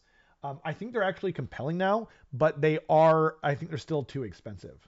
I think they're like 120 or something. So still a little bit rough. Keith just said, just read the designer's note for the Bastiladon. Did they finally figure out how to make a single war scroll where the weapon options have different points? Yes, they did. They sure did. And I mean, they have done this before. Like they've done it with the Kurnoth Hunters and other things. But yes, no, like it's a good thing, as Martha Stewart would say. Um, where we got? Oh, this one's sideways. I don't know what that's supposed to be. Oh, the Stegodon. Sorry, everyone. Um, the Stegodon's, I think, a points problem again. Engine of the Gods definitely got worse. Why are these all sideways? Um, okay. Why don't I find? Should we talk about the solar engine real quick? And then I think that's pretty much it. Yeah, Yeah, let's do it. that's it. Okay. So in the Starborn one, this is actually good timing because I really need to leave it by 10. um, all territories, da da da, basically can't be inside of 3. Um, you can remove one terrain feature because it's one of the really big ones. Blah, blah, blah, all the normal stuff. It's impassable. You cannot move a model over this terrain feature unless it can fly. You cannot move a model on top of this terrain feature. Blah, blah, blah. In your hero phase, if there are any friendly Seraphon wizards within 3 inches of this terrain feature, you can pick one other terrain feature on the battlefield and roll a dice for each enemy unit within 3 inches of that terrain feature. Add to the roll if the terrain feature is within 18 inches of this terrain feature, and subtract 2 if they're outside of 36. On a 4-up, it does D3 more wounds. This is the same as the old one was for all of Seraphon, but now it's only in Starborn. And an important thing as well is that Oh, you can't garrison it. exactly, not Yeah. garrison, it's just within 3 inches. So it is worse overall, effectively, and it takes up a lot of space in your own deployment zone. But for Starborn, I would take it every time. You know. I mean, it's free mortal wounds, basically. Yep. Point More and click. nukes. And Yep. well, and the nice thing is you don't have to have it garrisoned to do that anymore. So it's just in the hero phase.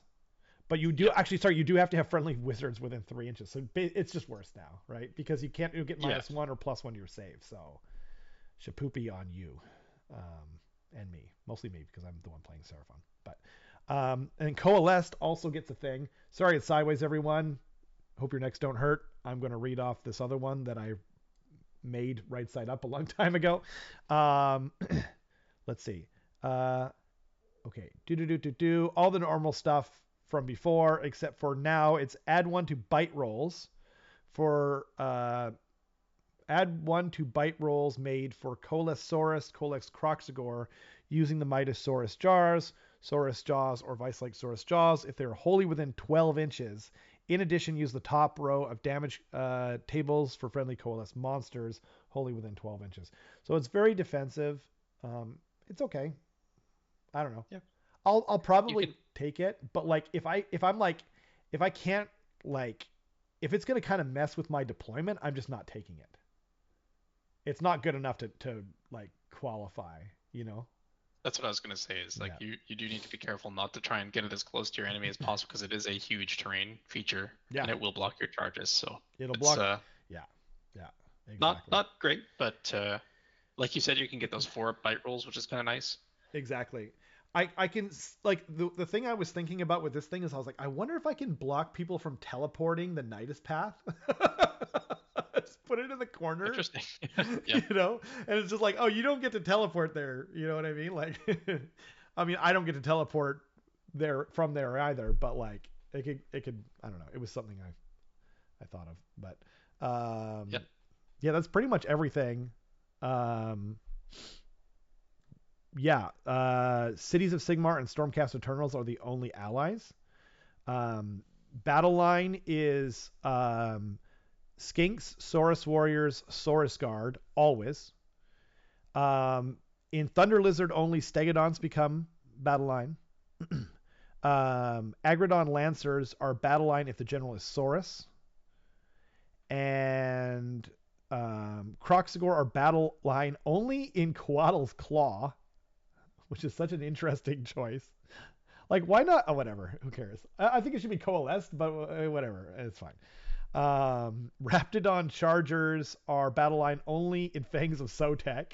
Same with Hunters. So, like, again, you are never taking Draconian's Tail unless you are, just really into it for the lore or something. Um, yeah. I can't. Oh, I forgot to scroll down to the points on the stream. But yeah, I don't know. I don't have anything to say about this. Yeah. There's, we kind of prefaced this at the beginning where it's just like there's a lot of really cool War Scroll stuff going on in this book, but there Yeah. definitely needs to be a points adjustment. I think that there will be. Yeah. Grok is obviously going to go up. Croak will go And up. I think a couple other things are going to go down, and if not right They away should. in the FAQ, then in the GHB I could see that happening. Yep. Um, I I think think it's cool actually that the Agrodons are battle line in.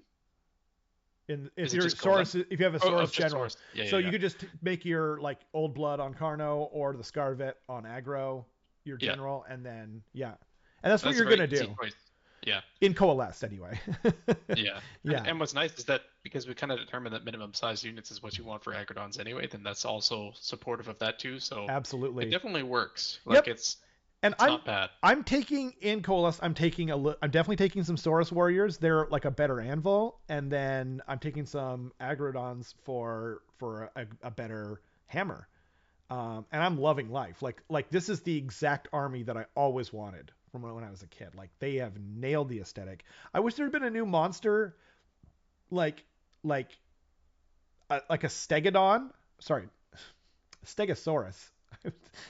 Like a plated, like or a big Demetrodon. I mean, I guess we have the spawn of Chotek, which is basically the new salamander, but or like, and I'm not as big a fan of them, but like even like a some kind of Brachiosaurus type monster would have been cool. Like if you're just a fan of dinosaurs, I think they should have just made one more model that's a big monster again, or like a new Dreadsaurian, like make it out of plastic. You know what I mean? Put it on a night base, or even a little bigger than that.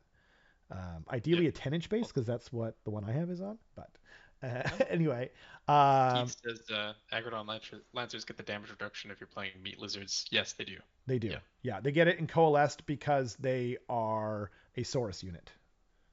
Yeah. So they have the Saurus keyword, so they get it. Yep. No, So it's one other nice thing.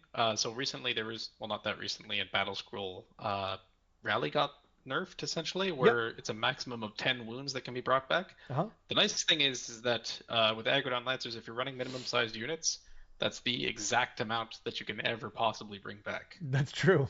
Yeah, yeah. So That's perfect. that's you never have to worry about that because That's they're 5 true. wounds each, and if you're using minimum sized units, then you're golden. You have to roll box cars for that to happen, but yeah, like it's worth a shot if you have the extra command points. It's true. And we didn't bring up the elephant in the room either. They cut out a lot of war scrolls out of this book. Eternity Yeah, Warden, um, so many. Sunblood, the regular Skink Priest. Like, they cut out quite a few.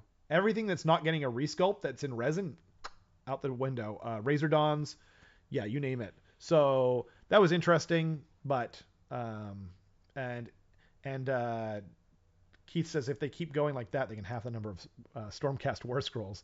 Yeah, I'm not sure that I bet you the Stormcast community would probably implode even worse than the Seraphon community did. I'm actually all for it because I'm just going to use my Sunblood as an Old Blood. Like nothing's stopping me from doing that. Like, you know, just proxy, man. I'm going to have two of them. Um, anyway, um, that yeah. Overall, though, like so, there's a natural tendency for us humans to kind of focus on more of the negative. Overall, I'm actually over the moon with this book. It's not too strong, and I really like that because, like, playing, I stop.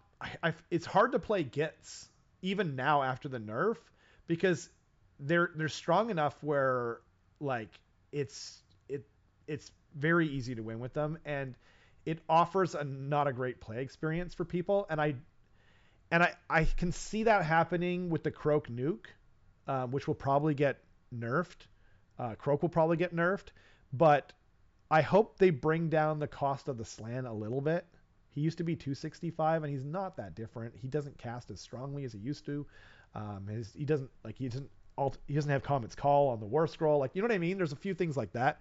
Um, Agrodons could go down a little bit. Source Warriors, like there's a few of those things, especially Croxagore. Croxagore could come down quite a bit and make them takeable. But overall, like it's not too strong, and that's my favorite thing. Carson really said it when he said that the War Scrolls are not bad. It's more of a points issue, up and down. You know what I mean? Steganon are too high. You know, there's a few things that are just too high. But um, I'm excited for this. Like, this is the most excited I've ever been. This is my favorite book to come out. I really liked the Gits book, but it was just too good. And and then the problem when your book is too good is like it doesn't matter when they nerf it into the ground. Everyone's just like, yeah, screw them. Like Gits had a terrible book for like 4 years, right? And then it comes out, it's good for a month, and everyone's like, screw Gits forever. I hope they die. It's just like, can we not just, can we not have some fun? Um, whereas this is it, it feels like it won't be like that. Hopefully, you know. Yeah. Gets beat me once in a tournament, and now I'm angry. Yeah, now they're my enemy for life. Yeah. Yeah, that sounds about right. Um, but yeah, I'm really looking forward to this, especially the models. I'm super excited.